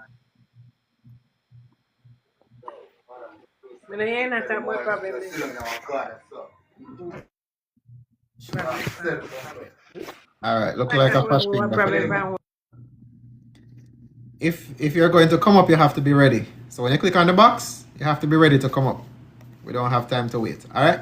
So also, when we start doing nation building, a lot of the things that we would typically overlook, and we start shining a flashlight in that area. Like we talk about the roads, right? Let's say we fix the roads. We no longer have a road problem. Let us look at an example. When we look at a road like the highway, right? We see that the highway, how many of us have seen a pothole or a problem on the highway since it was built? And it was built what, over 10 years now, right? Has anyone ever seen a pothole on the highway? Any of them, the north one or the south one?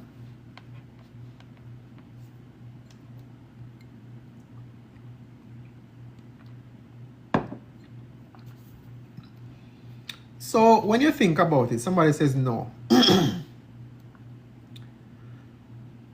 When you think about it, right?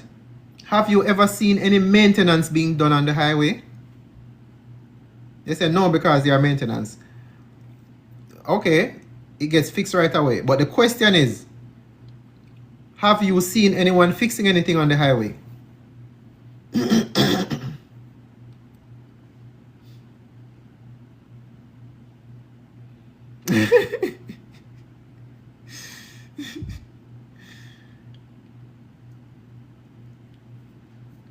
Okay, so you have seen construction being done on the highway.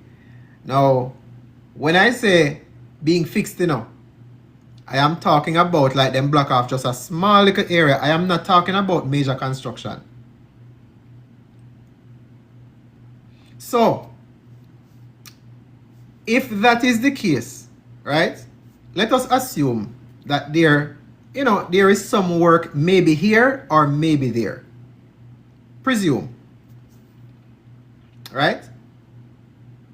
How long does it take them to fix that road?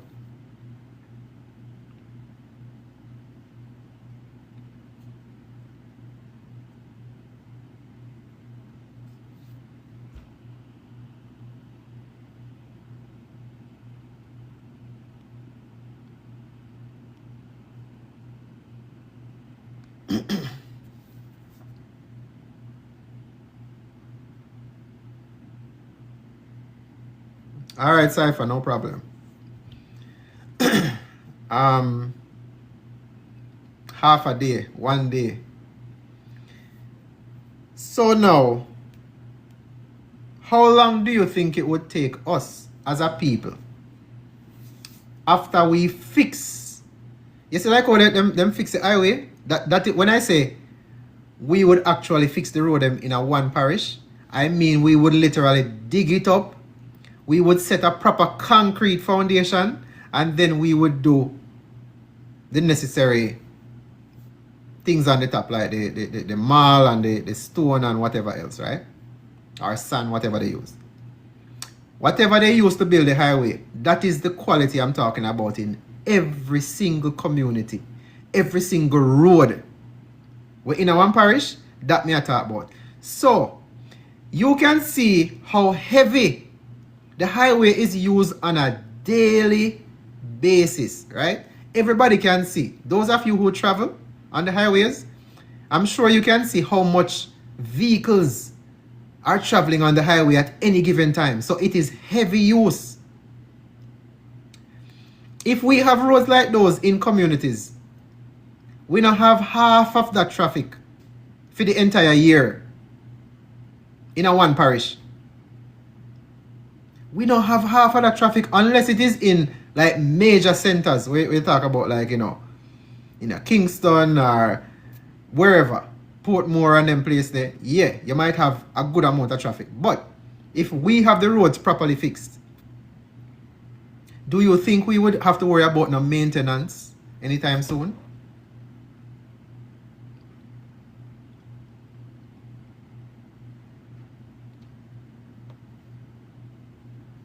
As the problems start to appear, they deal with it, which is not regular. Right. So if we the people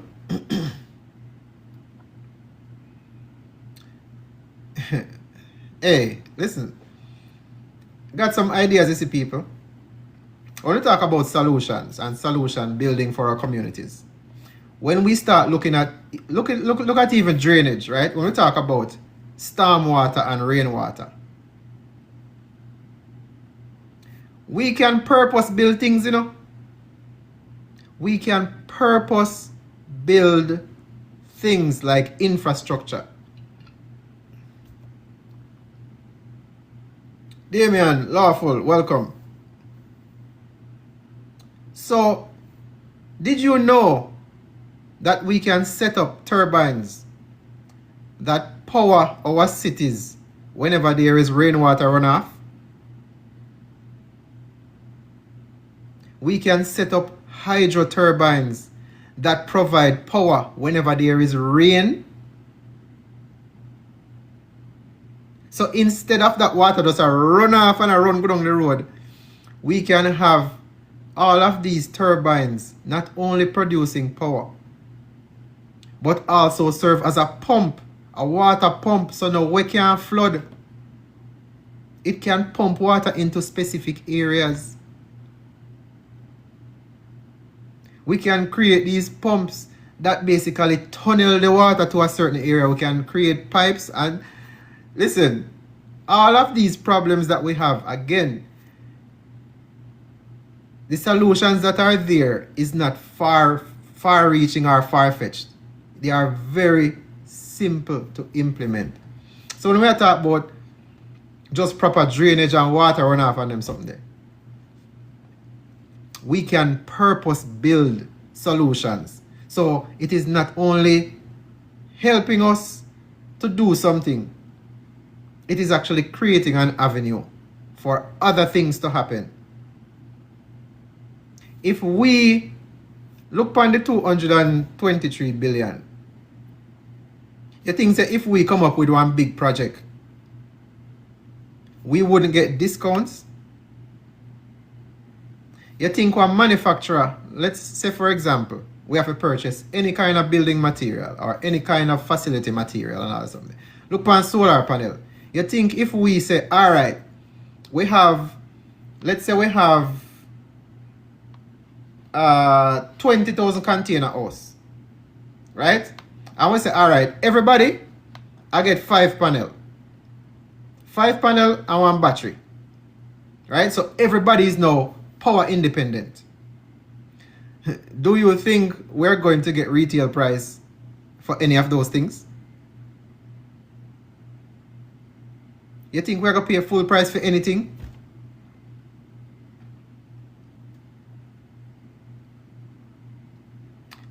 These are the things we're talking about.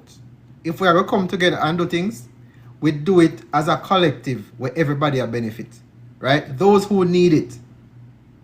So now, if we need to do something as a nation, if we have a national problem, it is now positive in everybody's mind that what? I have a stake in the country. Right? If everybody is benefiting, wouldn't you want to protect that? If you don't have to pay a power bill, now we are saying, all right, we're doing a national renewable energy project where everybody have solar.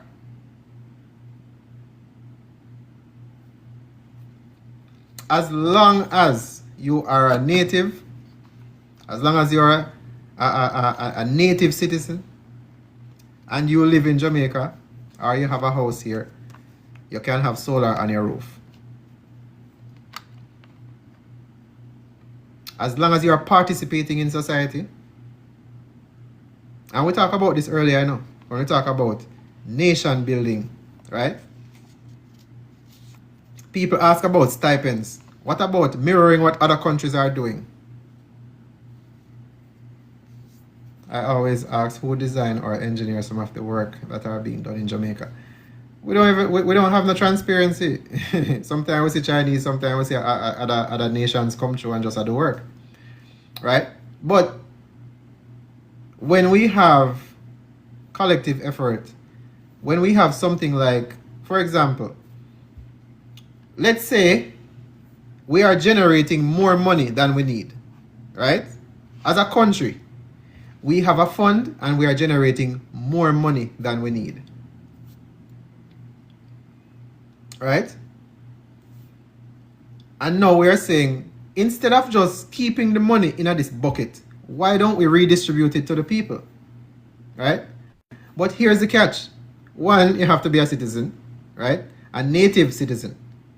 Not just somebody who is a transplant. You have to be a native citizen. And you have to have participated to gain credits, right? So for example, if we say, okay, if you put in, let's say 120 hours for the year, just word speaking. Let's say you put in 120 hours doing nation building, right? We have projects and whatever, you volunteer. We have this over here, so we need support, you volunteer. Again, of course, you need to know what you're doing. It is not just, you just get up and go do whatever, right? Unless I like clean up road and, providing support in wherever is general, yes. But let's say you can put in your hours and at the end of the year, you get an extra $1 million.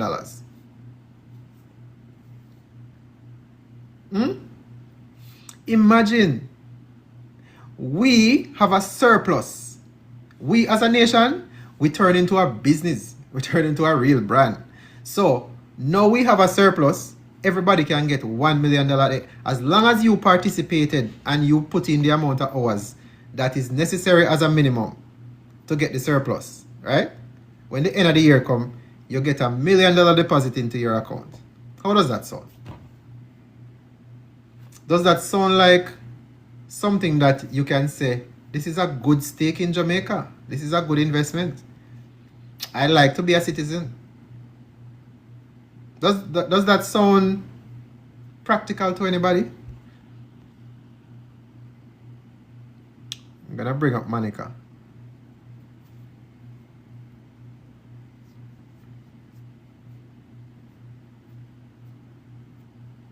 It looked like Monica had a fat finger.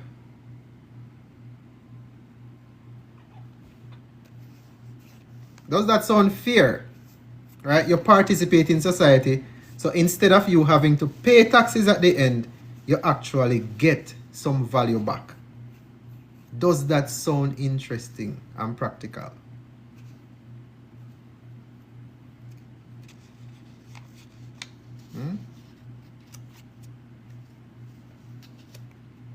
What is the point of a country if the people cannot benefit?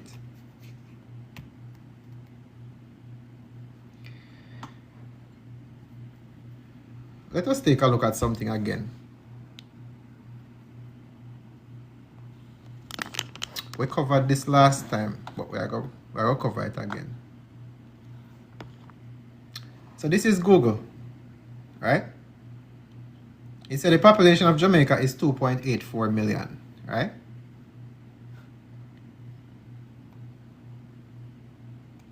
Let us look on tourism.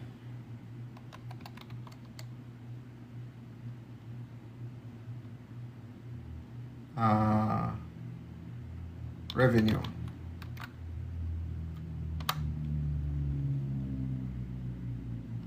This is Jamaica's tourism revenue for the year 2025.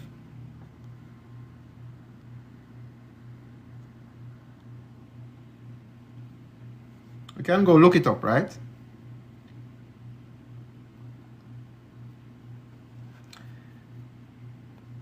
So that is the total sector.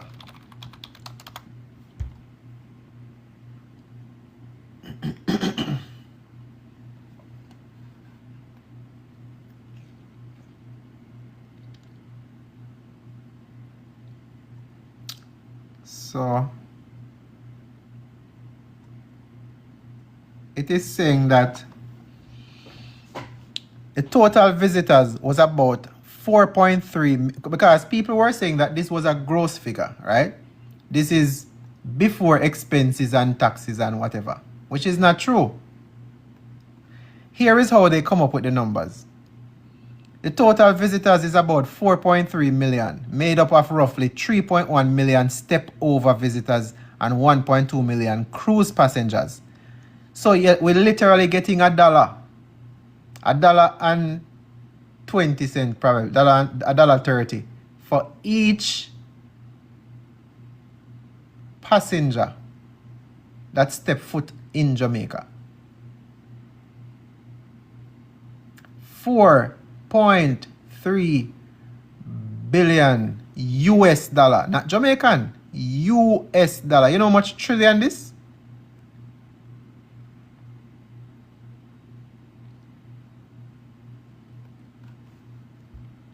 So when we talk about if we cut out income tax and if we cut out personal tax and if we cut out, I can guarantee that even if we cut out every single tax, tourism alone,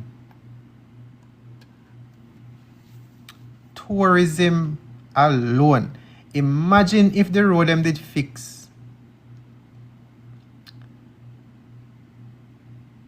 Imagine if we allowed people to actually grow food and sell their food without molestation, without having to go through hoops, without having to, because there's also a provision, you know, there's a provision in the draft that states that as long as you have less than, I think, 4 employees, You are not required to register the business. You are not registered to pay licensing fee and all of them something there. Because it is your basic living. Your basic living. You don't need to be going through bureaucratical things in order to have a basic living. Now, when you're starting a business enterprise and you start having 5 and 10 employees, that is a different story. Right? So, when we look at the different sectors in which the country generates revenue, taxes is a very small portion. I mean, income taxes, the government collects a considerable sum for income taxes, but it is not necessary. Well, I am not going to say it's not necessary because I can't see the financials. I can't see the financials, so I am not going to say, it is not necessary. But let us bring up our calculations from last time. Right? This is some of the numbers that we brought up last time, right?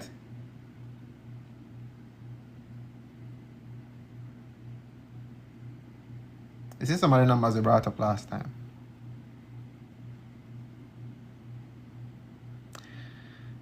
And when we look at just these industries, right?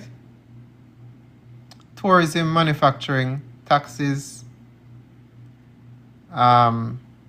traffic, agriculture, mining, and customs. When we look at just these industries, Jamaica generates almost 2 trillion Jamaican dollars per year, or 11 billion US dollars per year.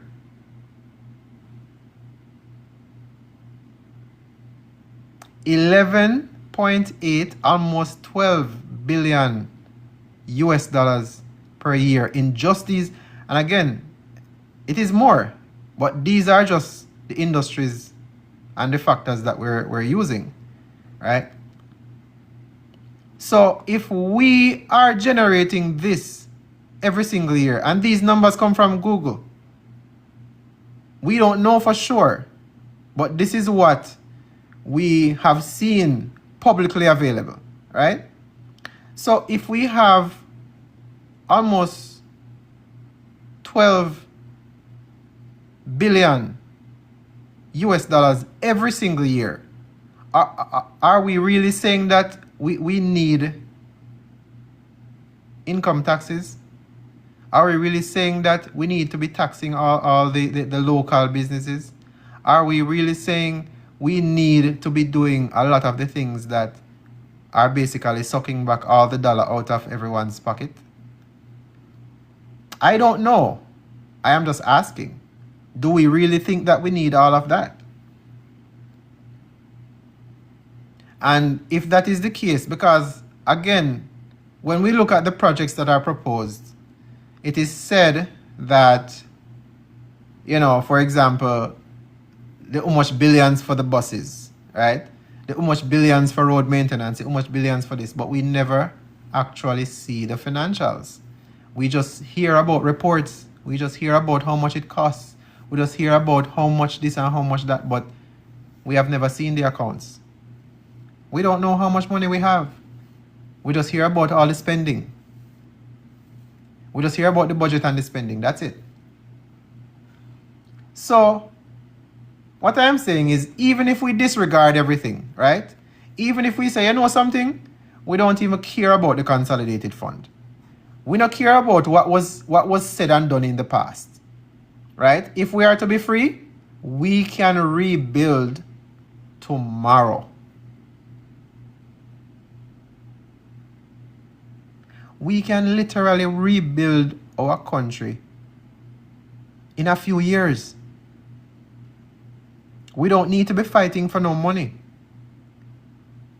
It is we, the people, who are the brand. It is not the piece of rock that we are on. So at the end of the day, if we come together and say, listen, we are going to throw some money in our one trade bag, and we are going to start buy the things and what we need. We are going to refocus. We are going to refocus our resources on what we, the people, actually need. And that is what we're going to work on. We never want to deal with no international relations for a good time. Right? We just leave that alone for now. All the focus back on the island.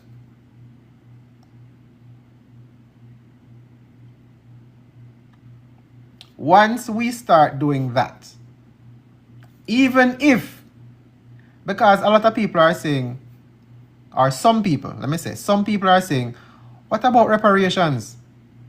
What about all of the funds that we are owed? What about this? What about that? How about we already have the capability of taking care of ourselves? Why don't we focus on that?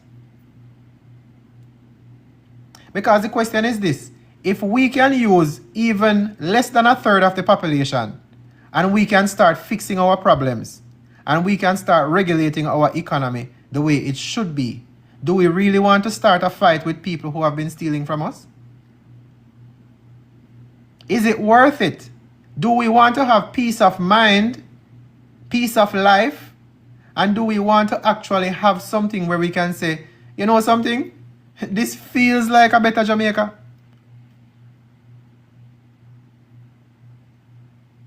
Sometimes, as they say, you have to choose your battles wisely. It is not all about money. It is quality of life. Since we're born, none of we have ever seen the books. None of us. So why should we be worried about what is possibly there? What has been collected? What has been this? What has been that? If we can disconnect ourselves from it, right? And we can say, you know something, let us start fresh. Isn't that better than trying to start a fight?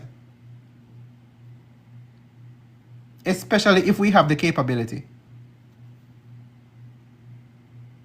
That is what we need to think about. We don't need to be starting a fight. We don't need to be starting contentions and being belligerent. We already have the capability of being a better people. 100%. We don't have to start big. We don't have to start big. Trust me when I say, if we refocus our energy on nation building, we ourselves would be surprised what we can accomplish in just a few short months or a year. We'd be very surprised. And I want to show you a video, right? I'm going to show you, I think I had it up. Okay. Here's a video I want to show you guys, right? This is what life is like in South Korea. South Korea has a similar government as China. They don't have this political party system. It's one state. Now, again, I am not advocating for this, I am not. But I want you to listen to this. What is life like in South Korea? South Korea has joined the class of nations of the world enjoying great political and economic freedom. Following the Korean War, South Korea has been reaping the dividends of democracy installed in the country. The form of government in South Korea is centralized democracy. South Korea is also doing great economically. Being the home of Samsung and Hyundai alone is a strong attestation to the favorableness of life in South Korea. Let's now consider some facts about living conditions and economy of the country in the southern part of the Korean peninsula. Life expectancy. South Koreans have one of the highest life expectancies in the world. South Korean men are expected to live up to their mid-80s, while women stand a chance of living into their mid-90s. This long life expectancy is not unconnected with free and universal healthcare coverage and quality diets consisting of steam-cooked rice, meat, and vegetables. Universal healthcare. Since 1989, South Korea has adopted an affordable universal healthcare system. Since South Koreans grow old, the country has plans to help citizens treat dementia. This explains the long life expectancy in South Korea. Climate change. South Korean air is one of the most polluted in the world, as the country is affected by smog and other particulate matters. That's why the country is taking serious actions on climate change. The authorities of the Korean National Institute of Environmental Research are collaborating with the Environmental Protection Agency, EPA, NASA, and other organizations to improve air quality in the country. Long work weeks. South Koreans are workaholics. All right. So, we're going to pause this off now. See? So, you see what the people them focus on in some of these countries? Universal health care, food, infrastructure. These places, and yeah man, be brave, lawful, thank you for joining. These places who are focused on the lives of the people, the quality of life, and what exactly it is you are getting from society. Now, again, they have some extremism with that, right? Because the people don't really have much of an input as we would have in a true mixed democratic socialist society, right? But we can learn from some of the effects of having a stable system that is not changing up and down, left and right, or dragging people left or right. Why are we going to have a hospital system, right, that does not work and is charging people money? On top of that, the life expectancy does not increase by having a public health system. It increases when you have proper care. The building alone, erecting all these buildings and whatever, if you don't have proper people, proper care, and cleanly facilities and the expertise necessary and all them something there, what's the point? What is the point? Right? So this is what happens when a government start looking out for its people. When the government say, okay, you know something? We need to ensure that people have a higher life expectancy. We need to ensure that people are more safe. This video don't go into the crime rate, but crime is very low or non-existent in some places because people don't have a reason to do it anymore. I said this earlier, if we are stakeholders in our society, we don't, if people have opportunity, if people are comfortable, if people see that they actually make a difference in society, there's no reason for crime. None. And especially when we institute severe penalties, there is really no real reason for crime. Right? If everybody have an opportunity, we don't have no reason. Futuristic lighting and supplies, lawful, evening and welcome. Alright. Now, here is another interesting one that I wanted to share, because I've heard people talk bad about China before, right? And I am not here to defend any socialist country. I am not here to defend any communist country. I'm not here to defend any of them. I am just showing an example of what can be possible when we get to a certain state of mentality and we can actually start looking at other things rather than focusing on hand to mouth, right? Give me 1 second while I pull up the video. I need to move out some of them somewhere out of this.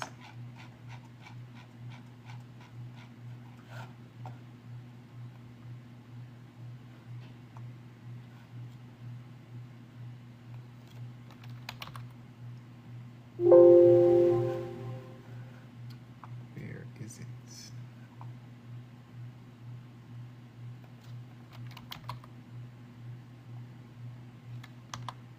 I think this is it. This is why. Alright, so I'm going to put up this video so you can hear and see what is happening in China. Right? Think the Chinese have such a long life expectancy. Look at this. Today I'm going to walk through a park in China, and what you see inside might surprise you. A random Thursday morning at a park in China, the elderly are all working out on free gym equipment all throughout the park, staying active the entire time. But not only that, they're stretching constantly, reconnecting with nature, or doing Tai Chi, getting that center of peace, realigning that energy. Or maybe they're just doing some air Muay Thai, trying to stay fit and, get a little bit stronger. Rah! But also the grandmas will be dancing. They'll have a sense of community together, get their heartbeat up. But also, just a little extra exercise on the side while they're having fun with their friends. Also, you don't need daycare in China. The grandparents will always take care of the kids while the parents are at work. The family values are incredibly strong here, but they also take care of the great-grandparents too. Make sure they're outside getting fresh. All right. So the reason I share those two videos, right, is because many of us, when we look at Jamaica, right, we think about either we are try have a good time, or we are try impress somebody, or we are hustle.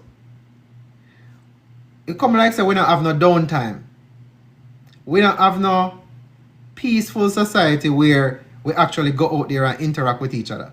It's like we don't have no communities anymore. And that is a big problem as a people. If we don't have proper parks, as a matter of fact, we need to road them first, right? We don't have proper roads. We don't have proper parks in all communities. We don't have, these wellness equipment. Like somebody might want to say, Muda want go do some stretching. Muda want, something to build our communities, build our health and our wealth and our well-being and our connection with each other. You go through some places now. It's not that people are not there. There is nothing outdoor to do. So when I say nation building, some of these things are necessary for our well-being. We as a people, we don't even communicate much anymore because it is just people being bad mind. Right? People showing off. Some people don't have it.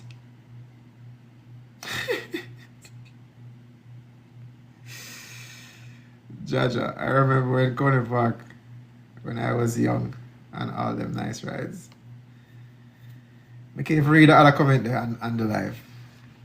Listen, this is why we are drafting the Constitution, right? So that we all can have a stake in Jamaica as natives. Zin? We have to stay lawful throughout the entire process. We are not encouraging anyone to take any action to do anything, right? Because again, as satisfying as it might be to some people, it is not necessary, right? Especially not now. So, once we are done with the draft, right? The draft is very close. We keep getting some more suggestions, and we want that so that we have a comprehensive document, right? We don't want a document that we have to worry about, okay, no, we have to be making these amendments and these amendments and these amendments. So we are making it so comprehensive that it is the single body of law. And once we have this single body of law, and once we have everything infused, once we have the language clear enough, we have the penalties clear enough, we have the institutional rules set in stone, then we move on to stage 2. Zin? Again, I know everybody is anticipating what is next. Once we are done, what are we going to do? How are we going to move? And again, there's a time and place for everything. Zin? So we are getting close, we're getting there, And once we are done, then we will have the information for the next step. But we cannot have too much information out there on what we are doing, because as we know, we have monitoring spirits and monitoring individuals who will try to sabotage and try to do certain things. So that's why we are not letting that information out. Zine? But rest assured, I am constantly working on it. It takes a lot of mental power and it takes a lot of patience to go through and make the necessary changes and break everything down to a certain level so that everyone has the chance to not only understand it, but to be able to use it and implement it in their daily lives. Zine? So, that being said, big up on yourself, everybody.